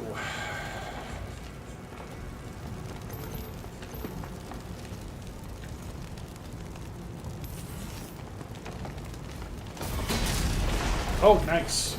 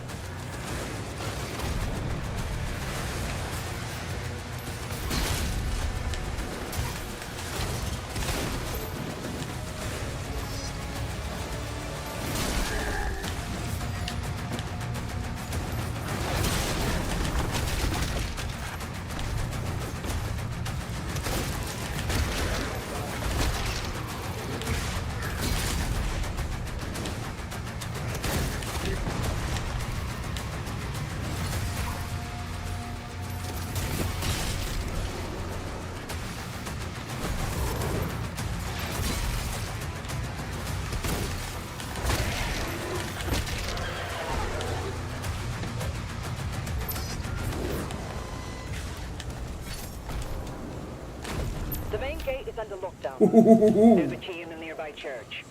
Route in the location. So that was a thing. Blue key needed. Which means that there is a blue key somewhere.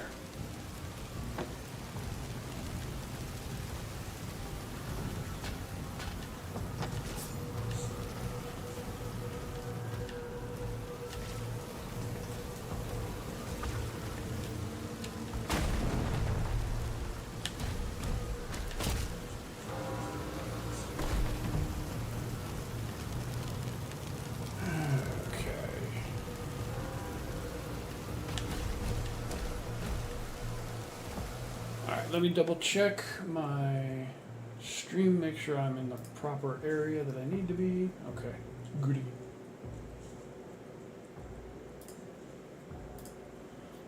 Didn't want to be still in the just chatting area if I'm not just chatting.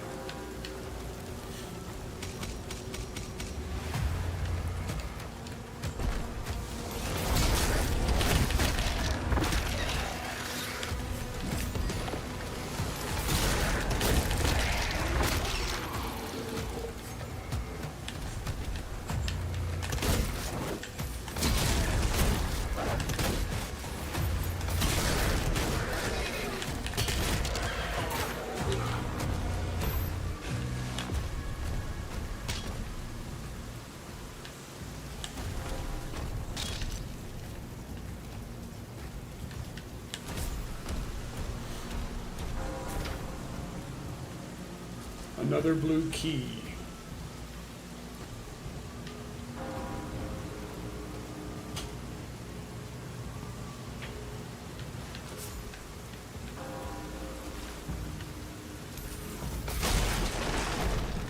Ah!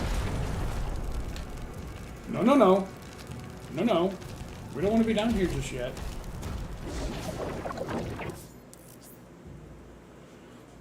Can be parried with a well-timed left trigger.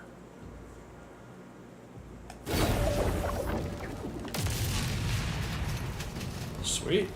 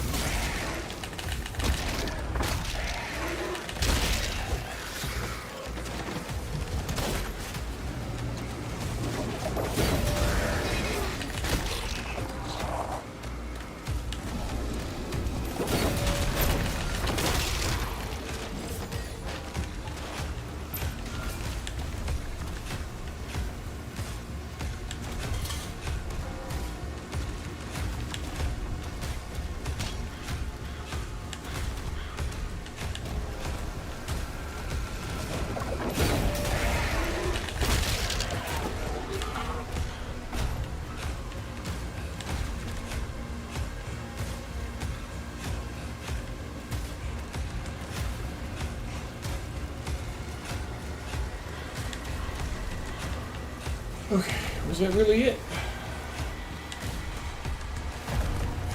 Is there really nothing else for me to find?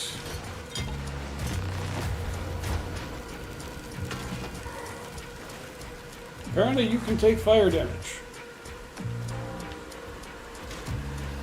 Good to know. Alright, now let's get out of here.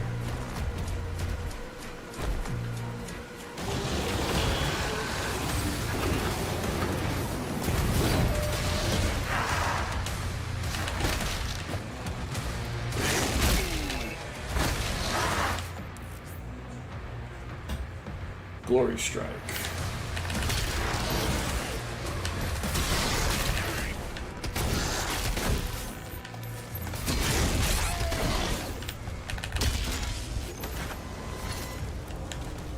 Sweet. Although that was kind of scary there for a second. I thought I was going to die.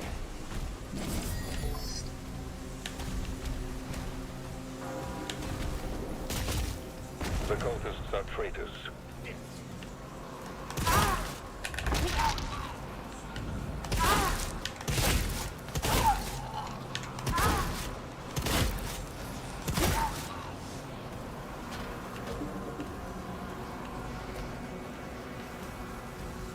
He's at ground zero. Key located. Ooh, blue key. Sweet.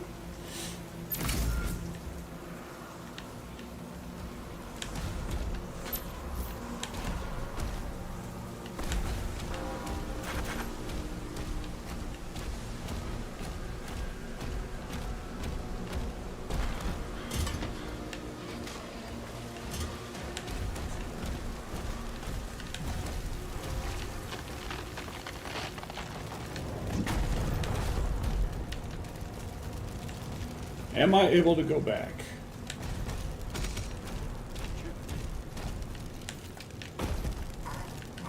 It would appear not. But I'm more than welcome to burn myself to death. Apparently.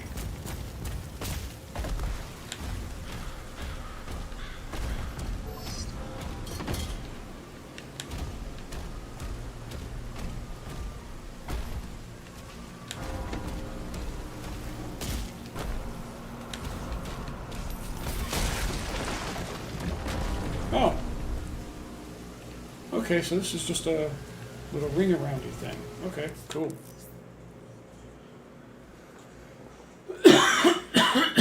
Excuse me. Press the button to bring up the auto map.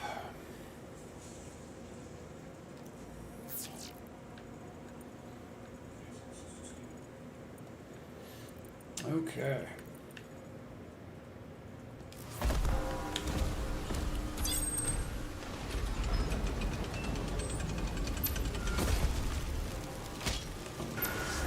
Oh boy.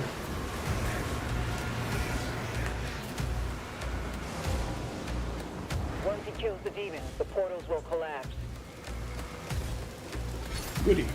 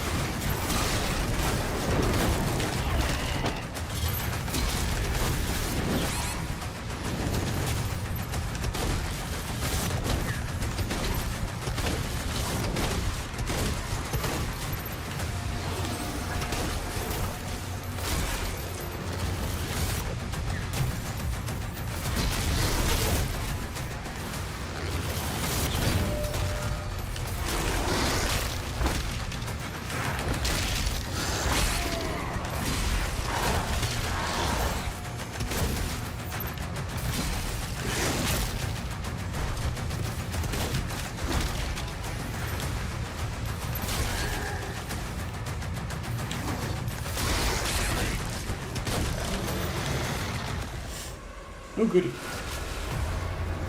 That kind of sucked. Although...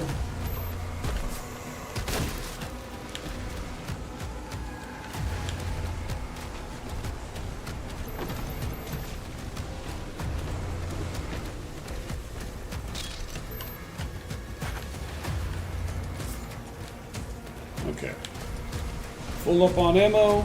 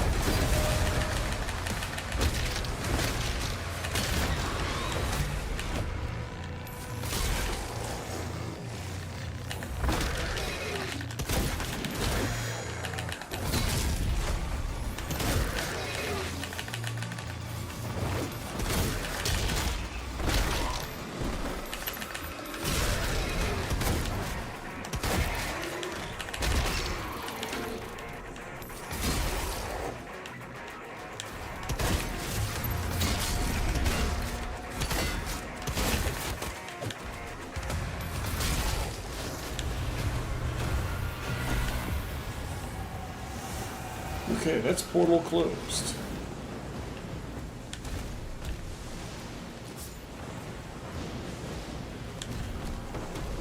Alright, now I'm looking for...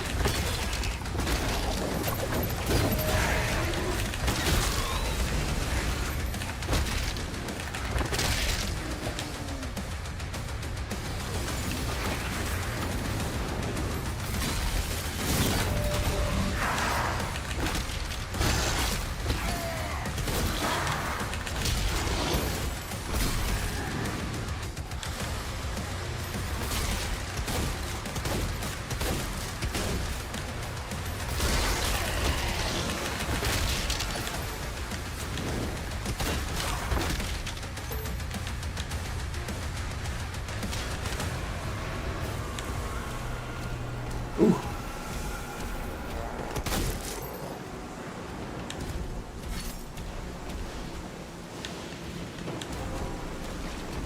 Cutting it kind of close with that health.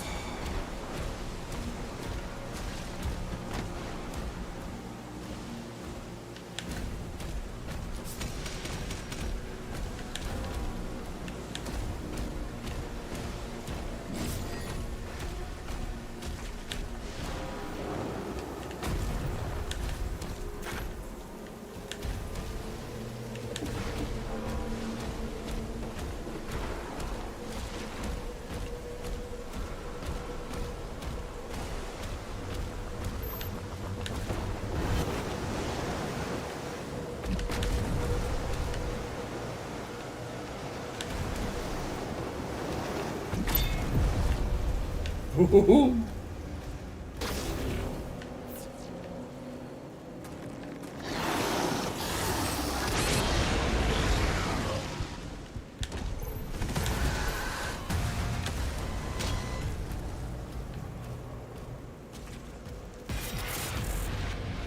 Sweet.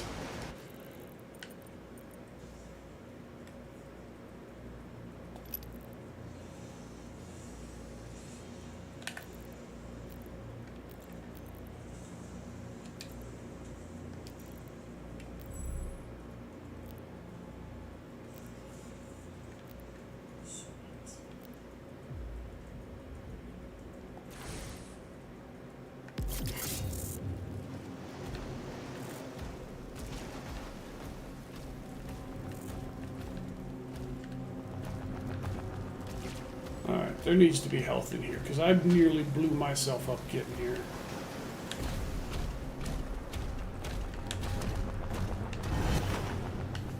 Oh, yes.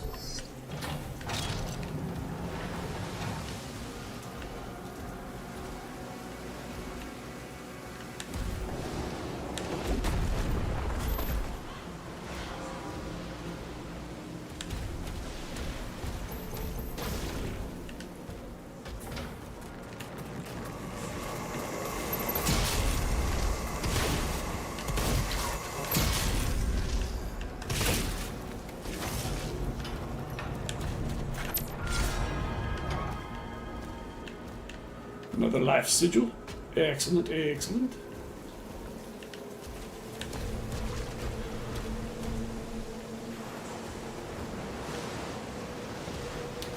Alright, and that's the secret area I was just at.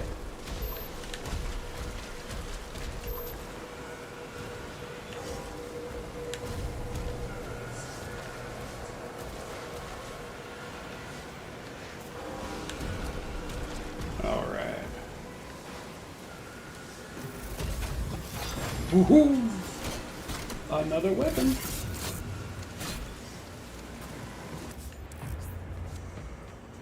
Rail Spike Shredder. The Shredder is a full auto weapon that launches a barrage of barbed spikes at enemies. It is equally effective from close range to long range, so as long as you can stay on target. Hold right bumper to activate your weapon wheel, and choose from all of your weapons. Press RB to swap to your previous weapon.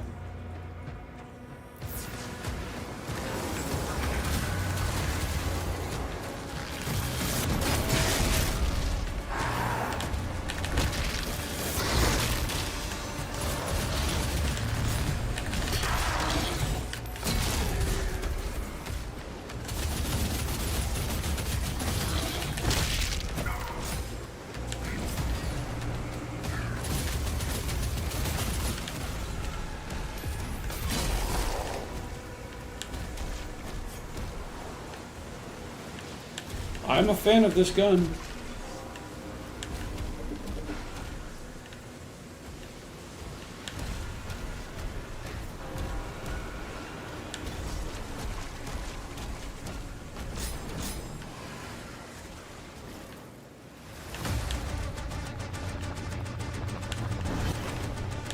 Oh, shit.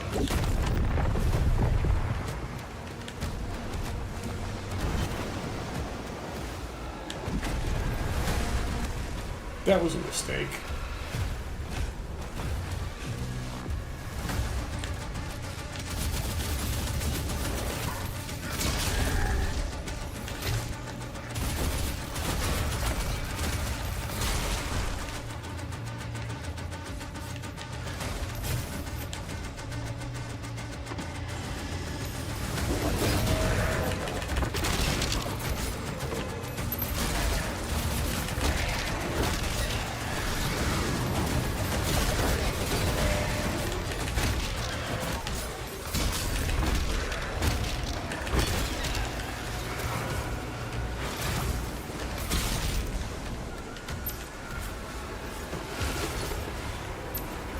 Gates closed. Sweet. The village is secure.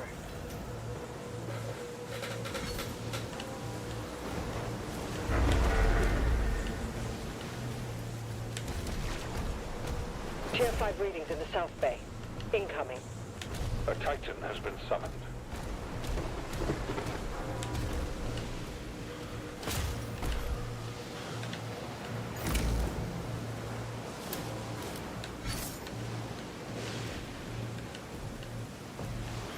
A secret key.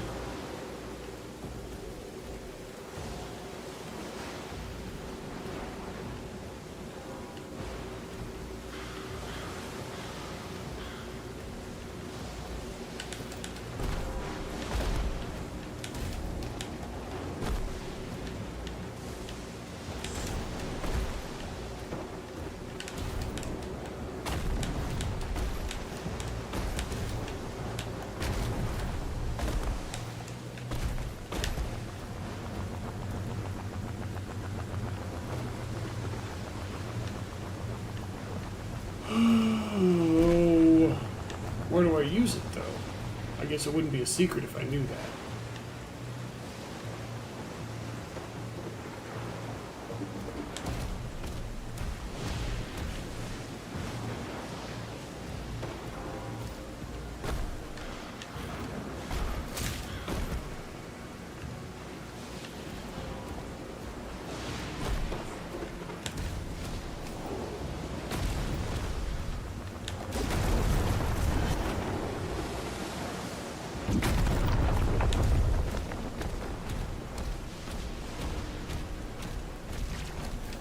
Oh, duh.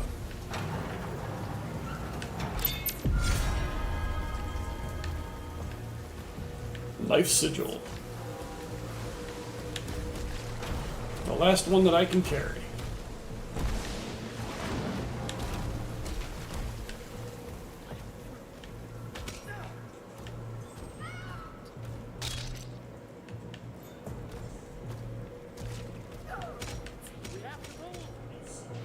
I hate how they just treat me like I'm some kind of weird trash.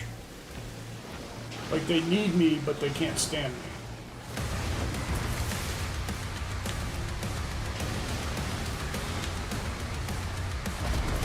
Alright, I guess we'll carry things out the way I'm supposed to go, instead of just dropping down like I was planning on.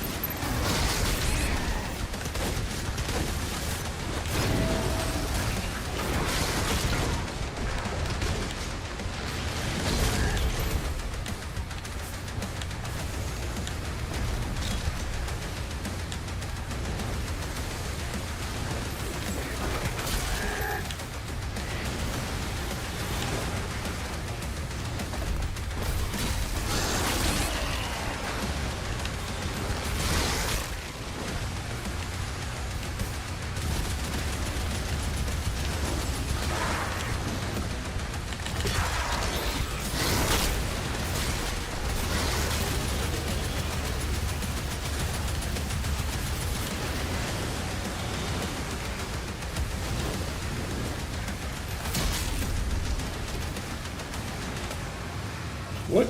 Okay. I guess that's all I had to do.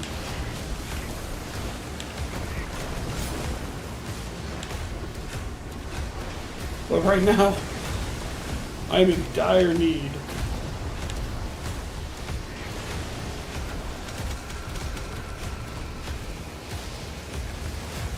of some way of protecting my health.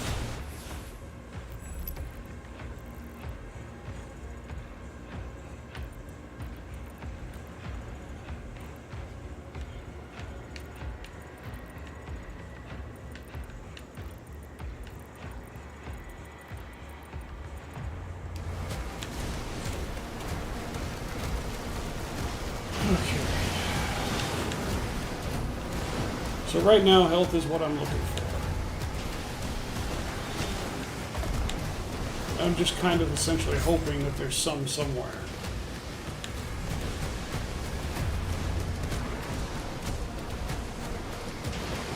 But it ain't looking so hot. So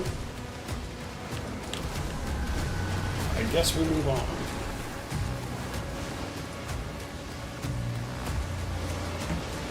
With only half my health intact.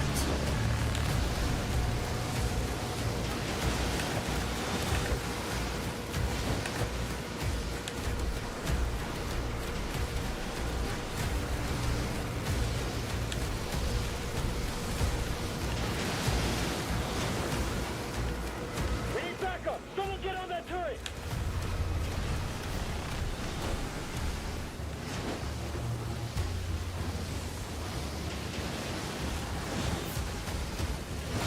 They're Okay. making a final push. Oh boy.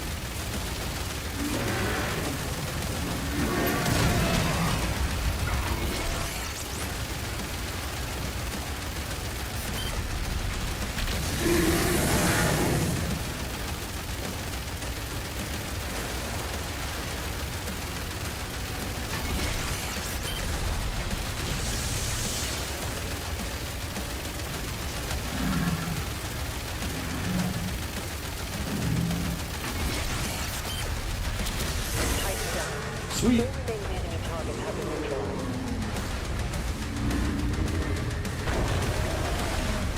Look at that dragon below too.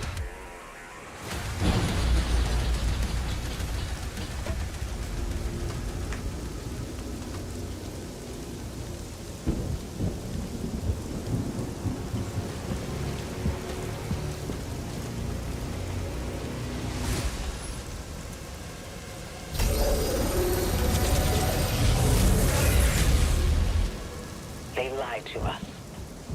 And now he has a leash. The Makers felt a weapon as powerful as the Slayer. Should be guided. And you agreed. He's not one Of us. They want assurances. And so did I. I don't like that guy. He's kind of a giant a-hole, if you ask me.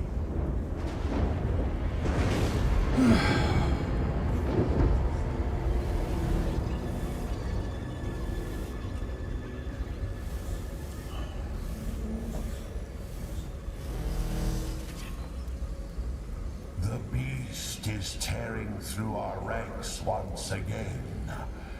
And still, you continue to be influenced by this outsider. It is not this witch who is forced onto the battlefield against the Slayer. All the power of hell, cowering before one man.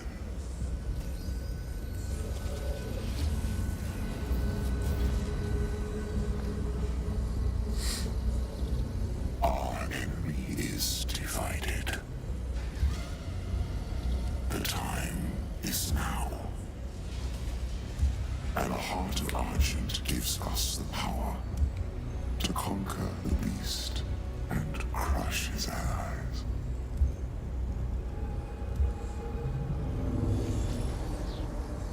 The Horde is yours to command.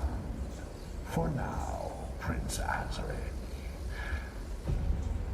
I will be informing the High Council of your progress.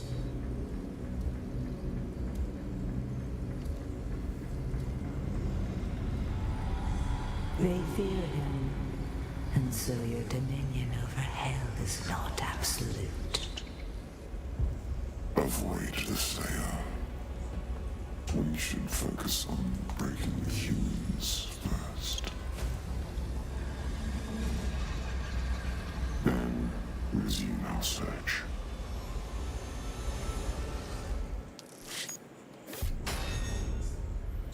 Only 52 complete. Oh, that's not good.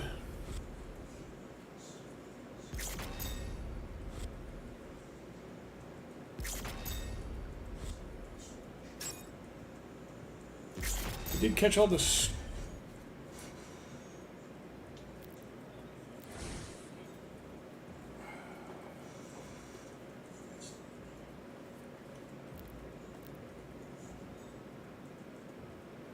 I only found 3 of the secrets, none of the codex entries.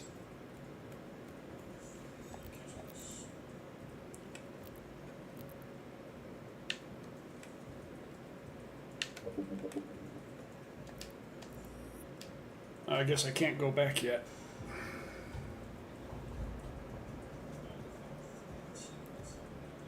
I want to change my skin.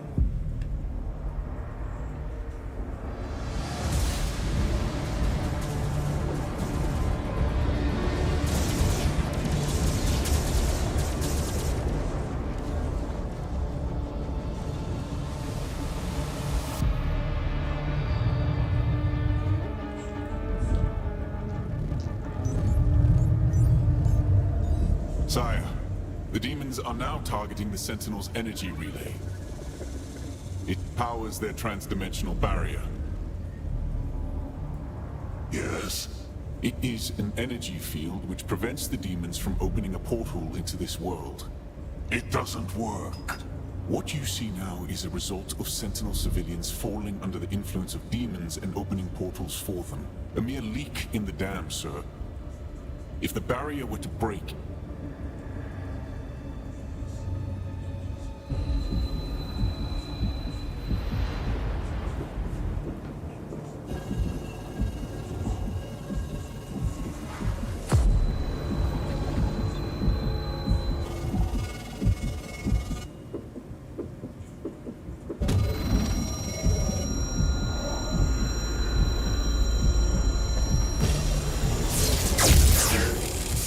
Slayer vitals increasing.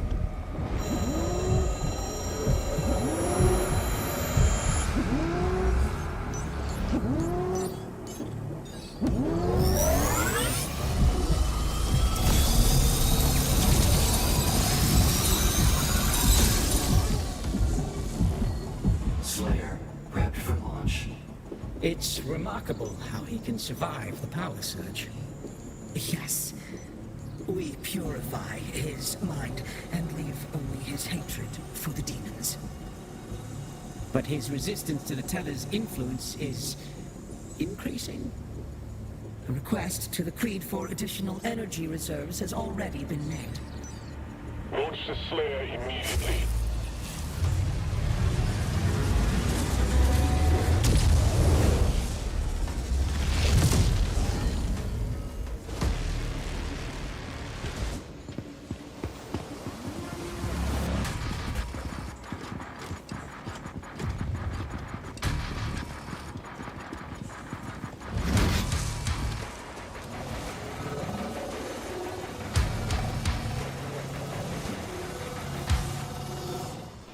He's at the drop zone. Deploying weapon pod now.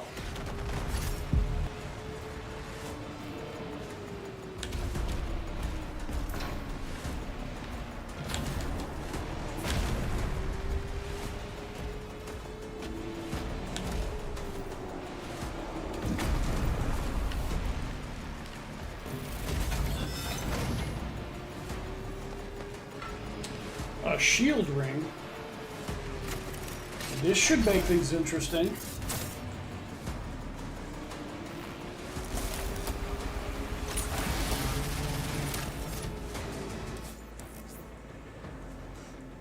Press LB to throw the shield saw at a demon. Embed itself in stronger demons, stunning them for a short time. Weaker demons will be sliced in half. Deal damage to metal to trigger a superheated state. Throwing the shield saw at superheated metal will instantly shatter it. Shattering metal objects will open paths in the environment. Target demonic threat.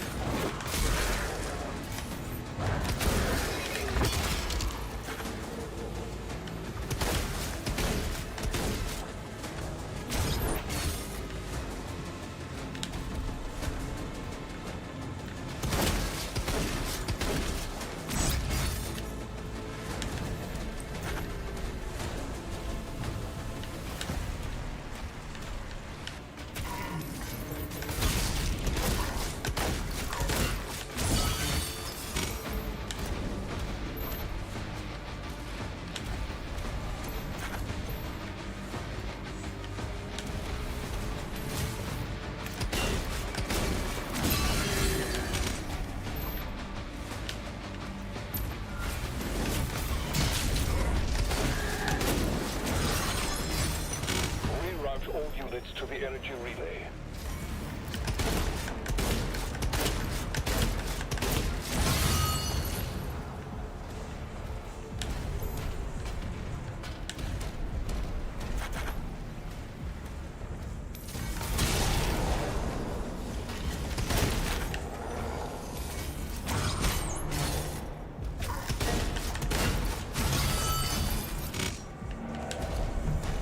Oh, sweet. That's how you get shield.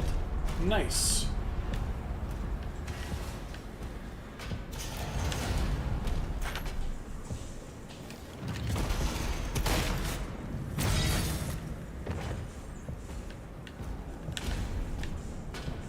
Alright, that would be another secret area.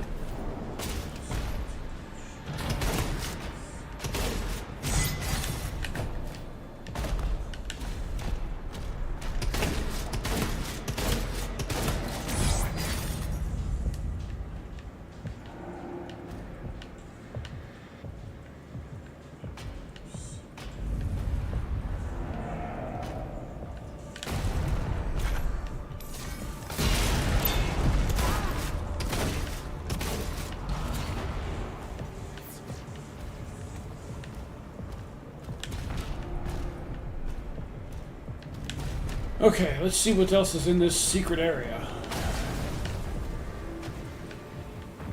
Oh, I already have all my life sigils that I can carry.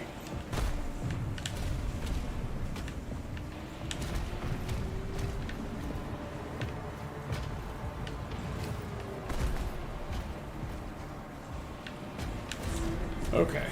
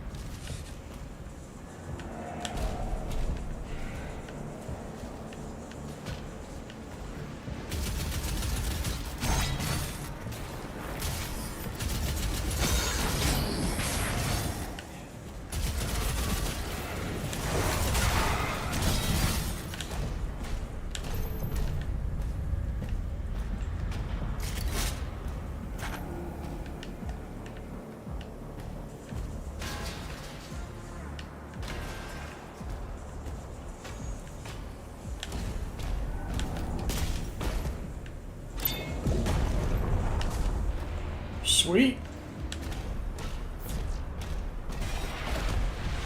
Oh, nice.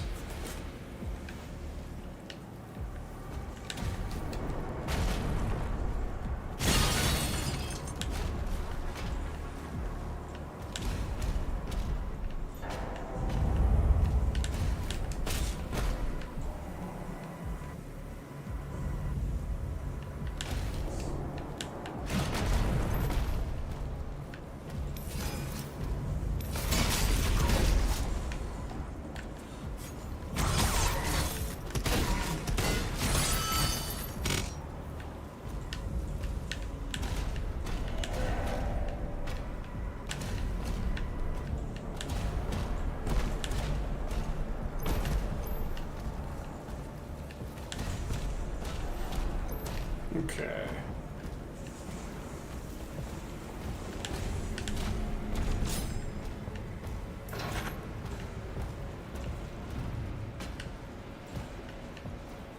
Well, that's a big one.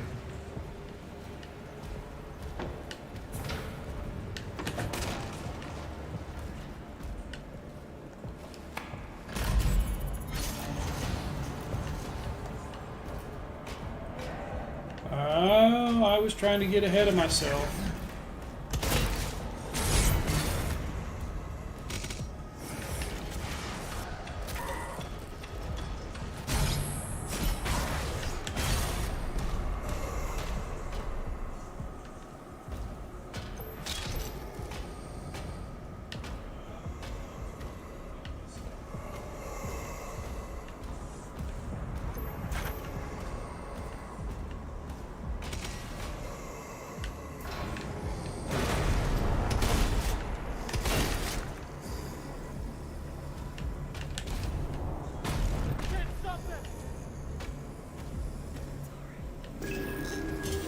Nice.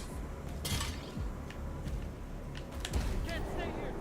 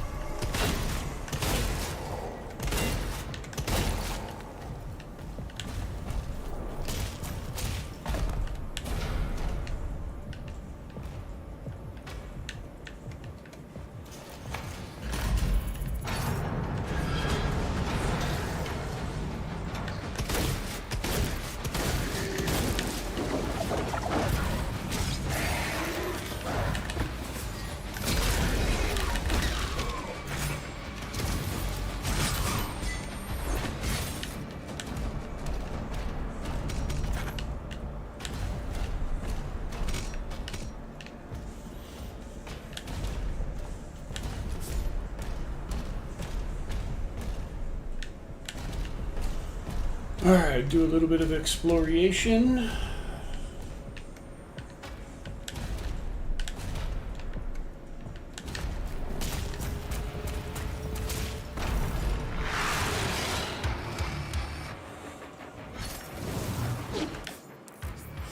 Raising shield left trigger just before Hell Surge melee attacks will parry the attack. Parrying attacks recharges your melee strikes faster.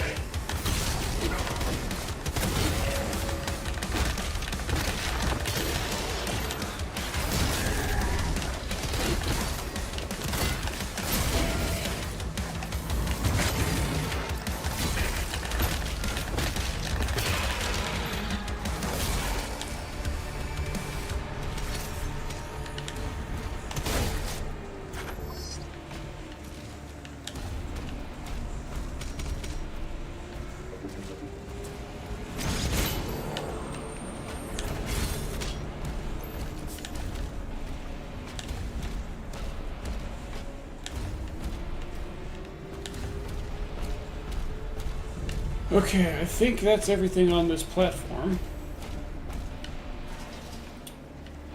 Oh, I don't like that. Where you can just like...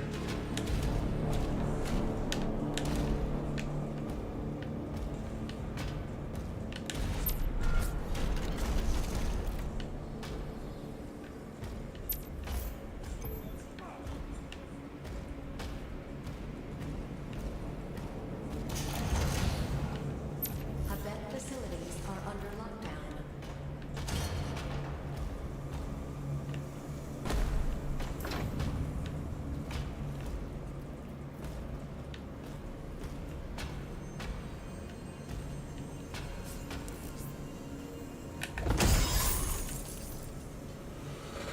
Throughout the world, use gold to buy upgrades at the Sentinel Shrine, which I have not found yet.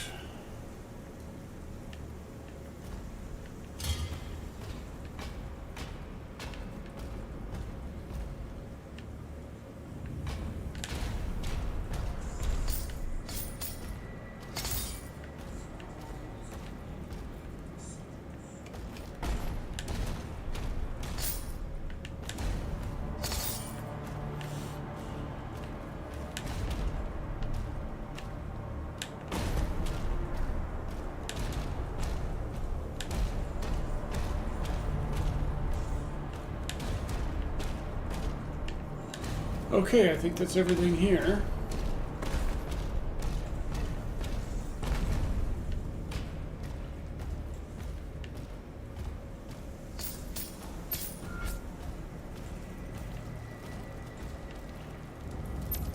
Oh, that's the Sentinel Shrine. Sentinel Shrines allow you to upgrade your guns, shield, and melee weapons. Find gold, rubies, and wraith stones in the world to purchase these upgrades. You can use the same shrine more than once.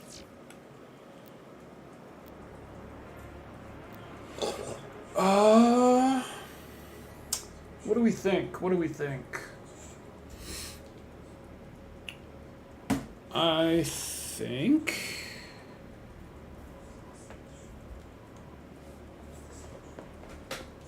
one, that I need to charge my phone,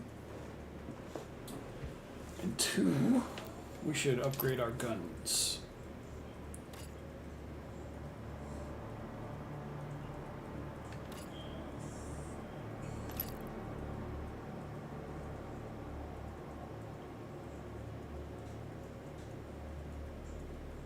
Hitting the demon with the shield, throw, or parry attack, Hell Surge, detonates the pin cushion. Incendiary, yes. We'll have that, thank you.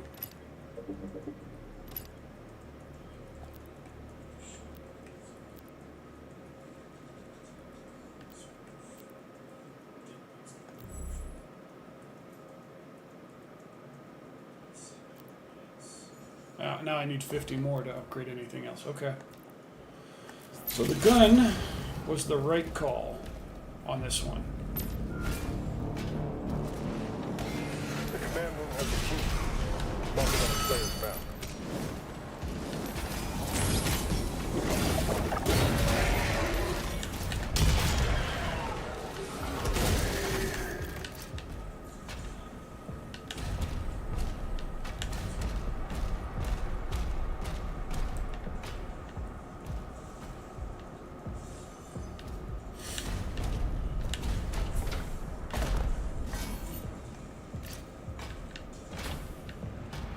Okay, so that's supposed to open at some point.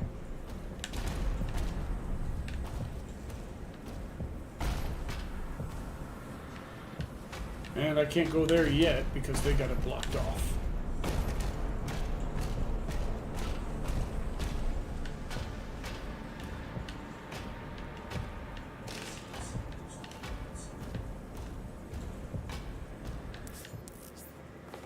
Stone Imp.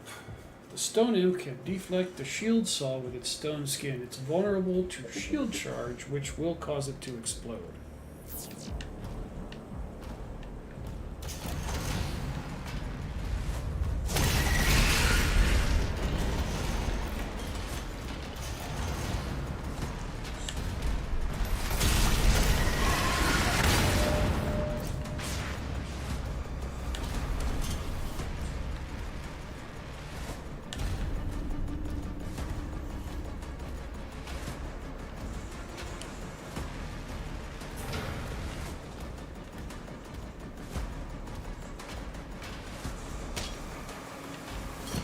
Sweet, got some armor.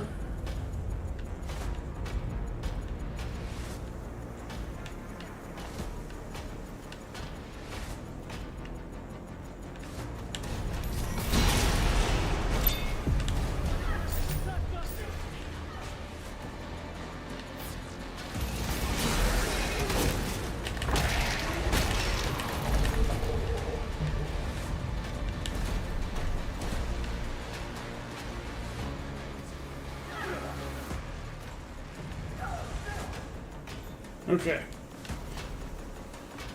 They are rescued.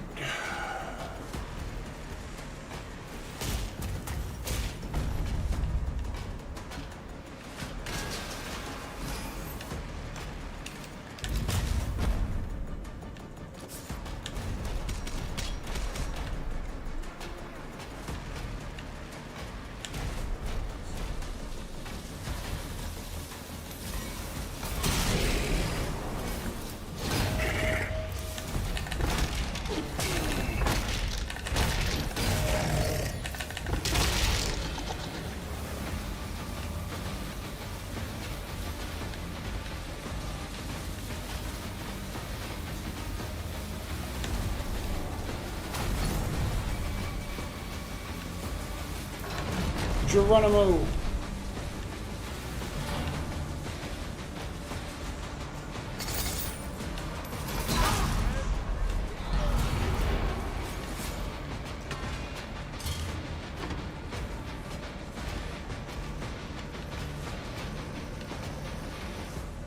And we got our blue key. Oh, shit.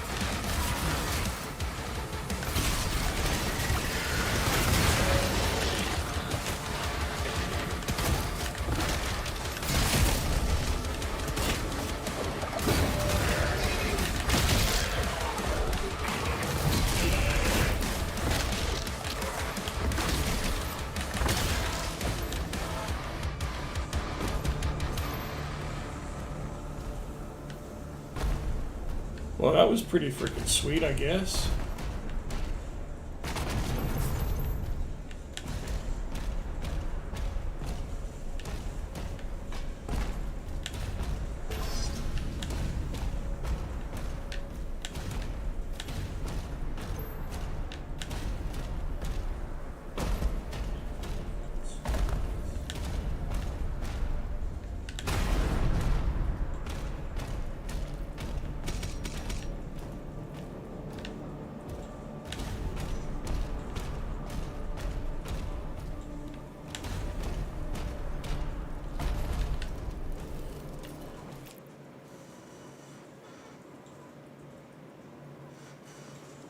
Scrolling forever. Welcome. Sorry, I didn't see your message till now. I was so engrossed in the game. If you're still here, how you doing?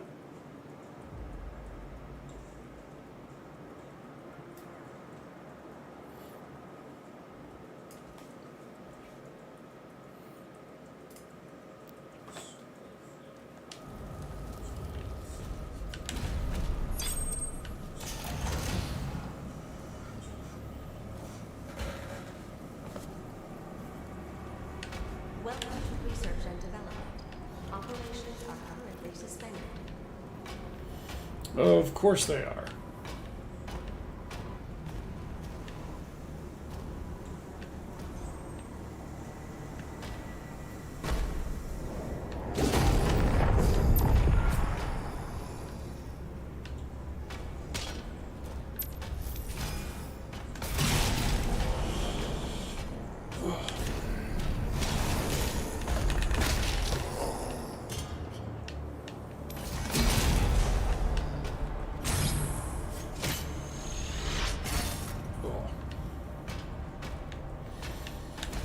Eyes is watering.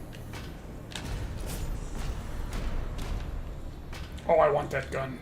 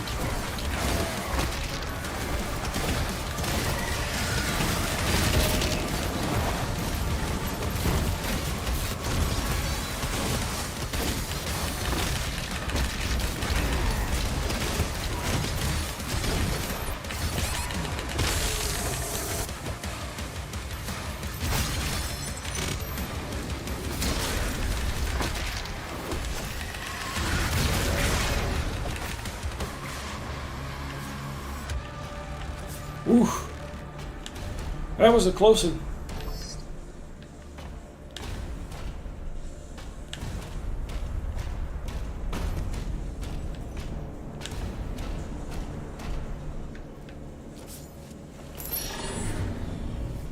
Oh, a new gun. What do you do?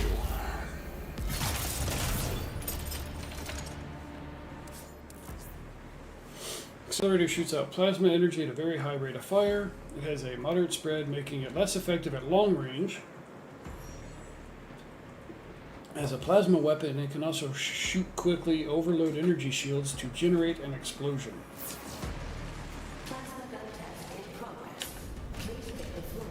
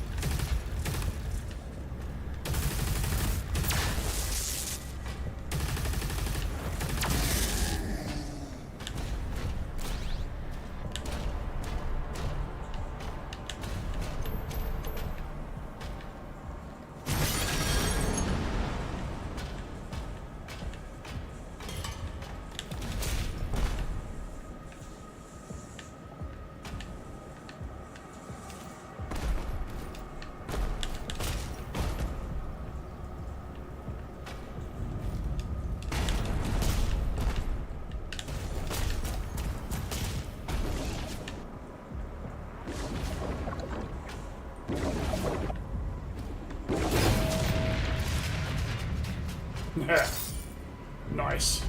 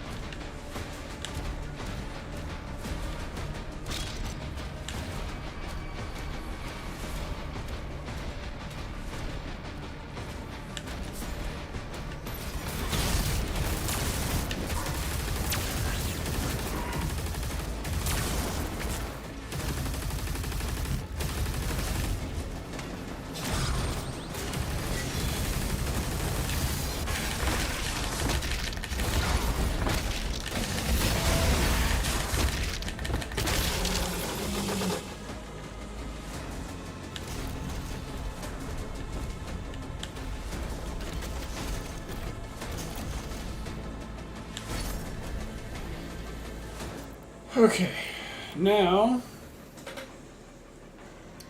we shall upgrade.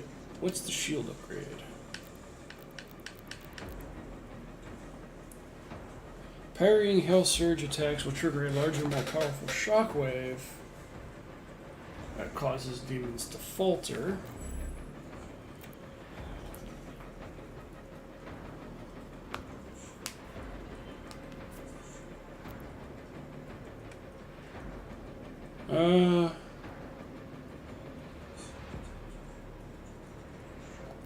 Let's do more damage.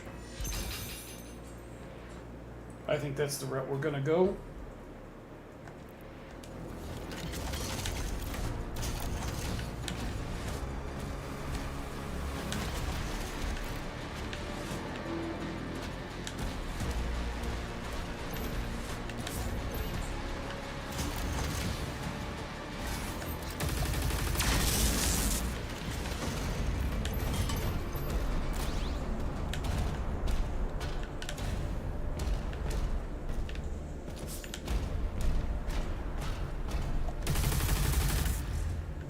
Oh shit. I totally just shot allies in the face. Commander, we need assistance out here. We need to evacuate.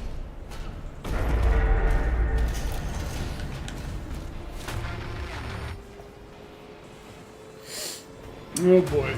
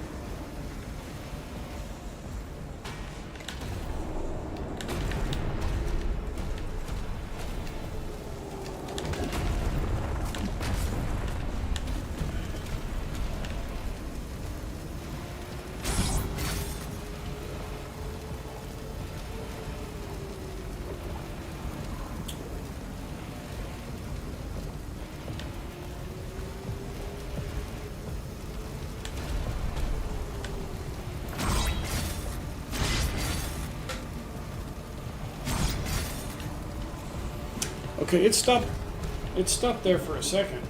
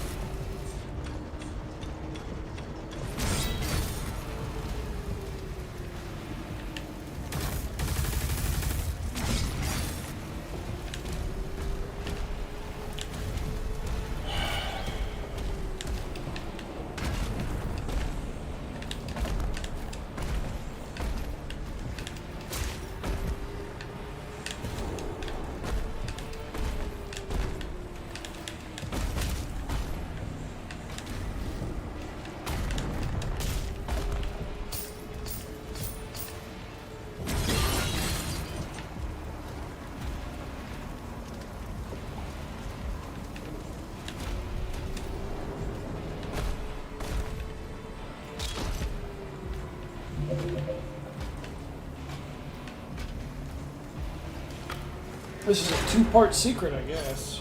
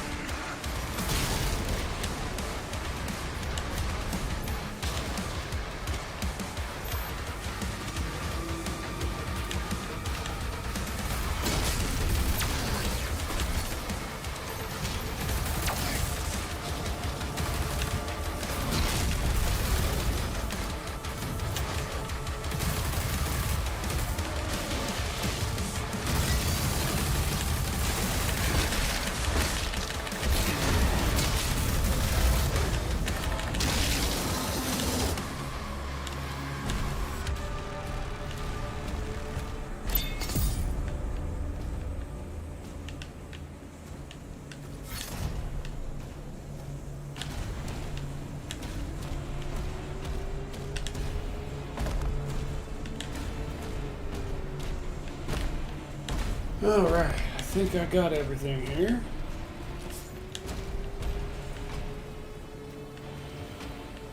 Alright, shall we move on?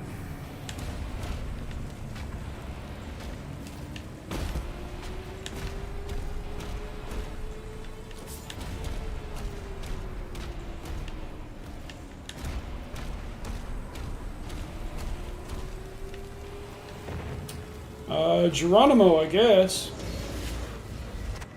There's a teleporter nearby. Mark it for us.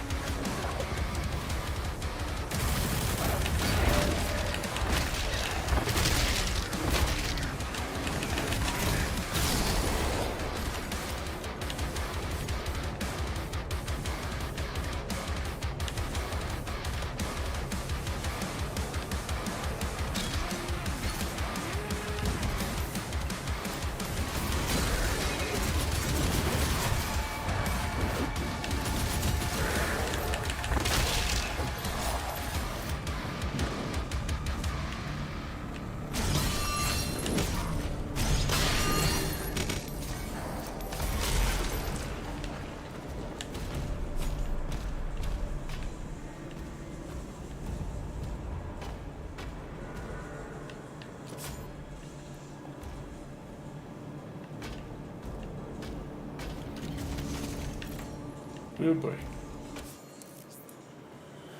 Shield recall jump. Throw the shield saw left bumper at green flesh nodes to embed the shield into them.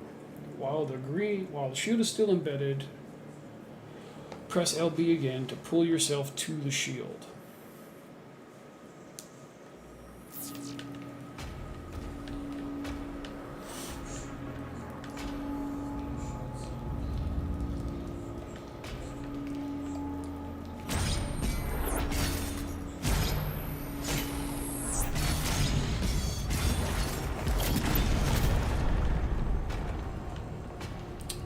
That's pretty wild.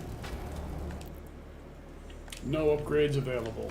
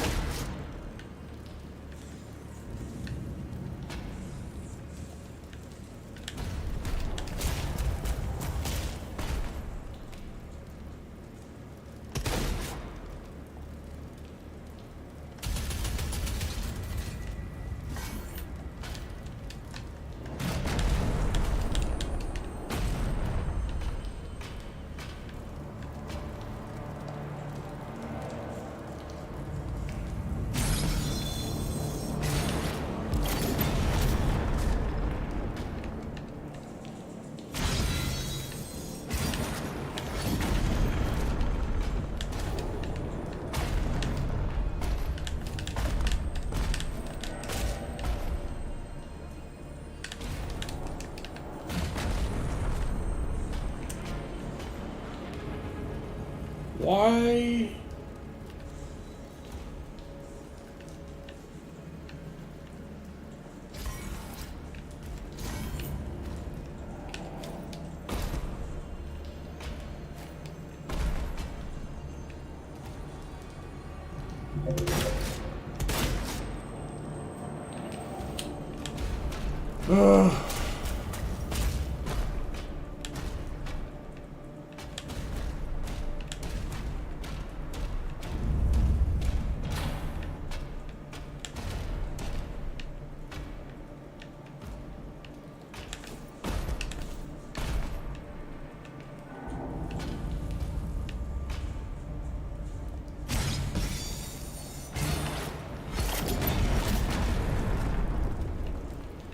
That's not what I wanted.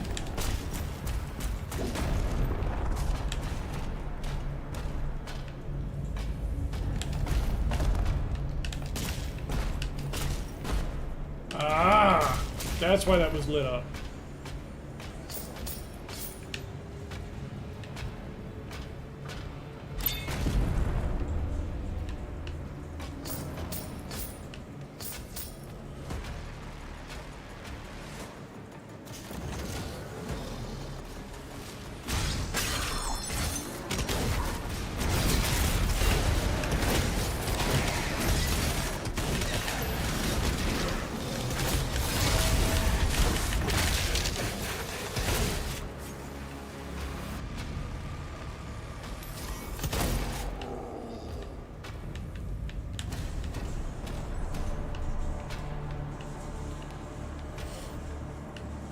Okay, it said I got a weapon skin.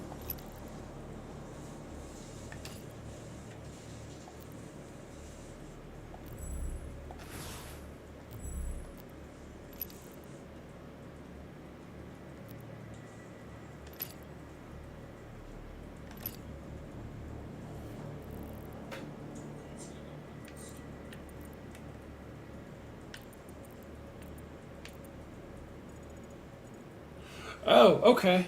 So I have to... So that's how that works. Okay.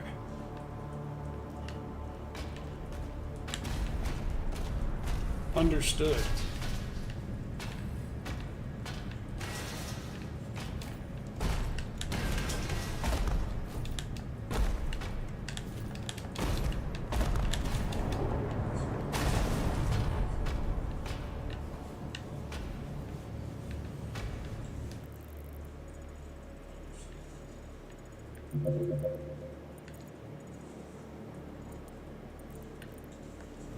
Apparently I completely misunderstood.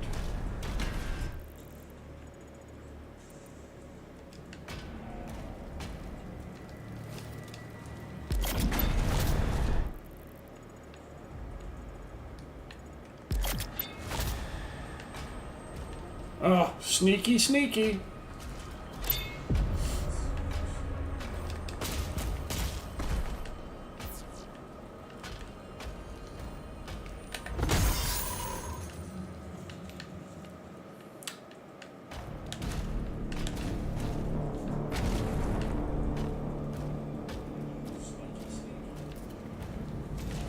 That was pretty uncool.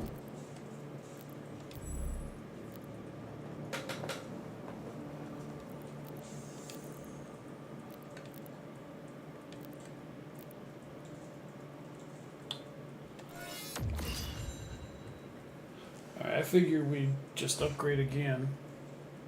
Get everything as much as possible onto the 1-in-1.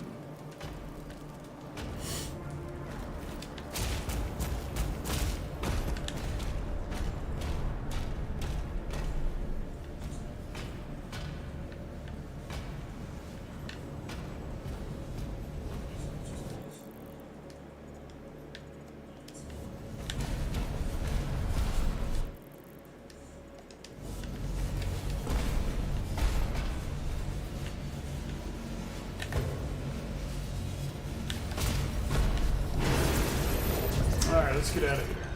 Oh, we're not getting out of here. We're just moving on, apparently.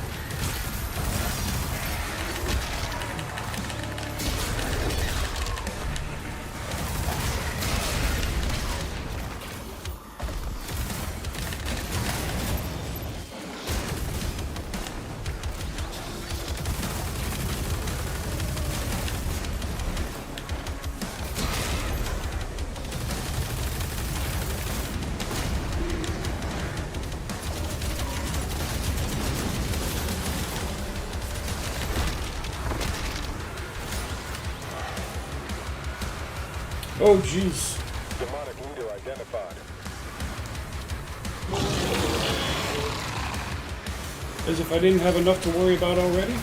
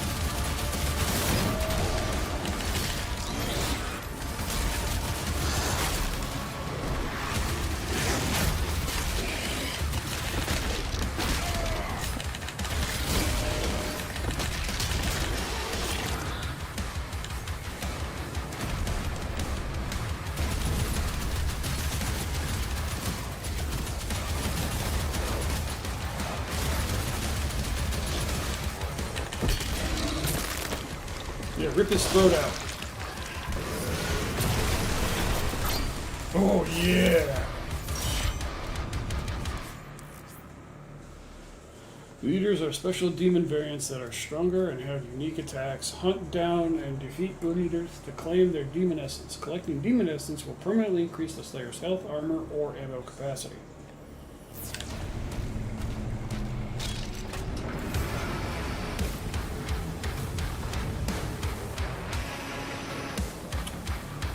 Nice.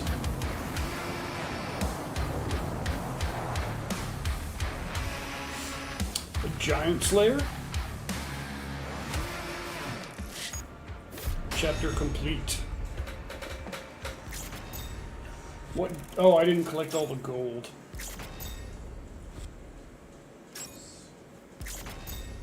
Found all but one of the secrets. Found all the codex.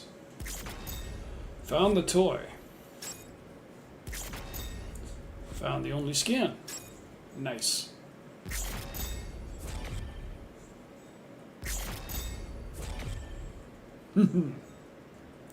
Very nice.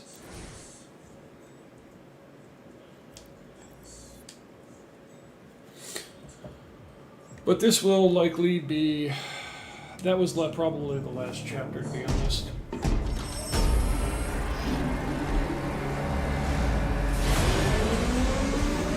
But I do kind of just want to watch this cutscene.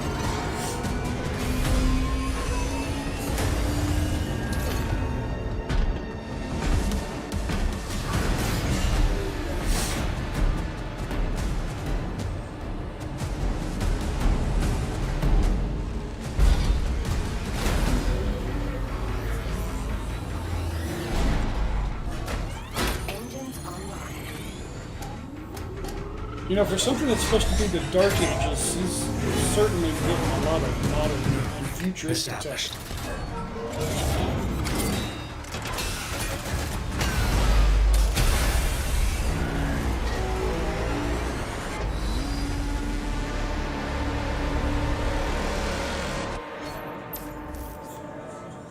Alright, so like I said...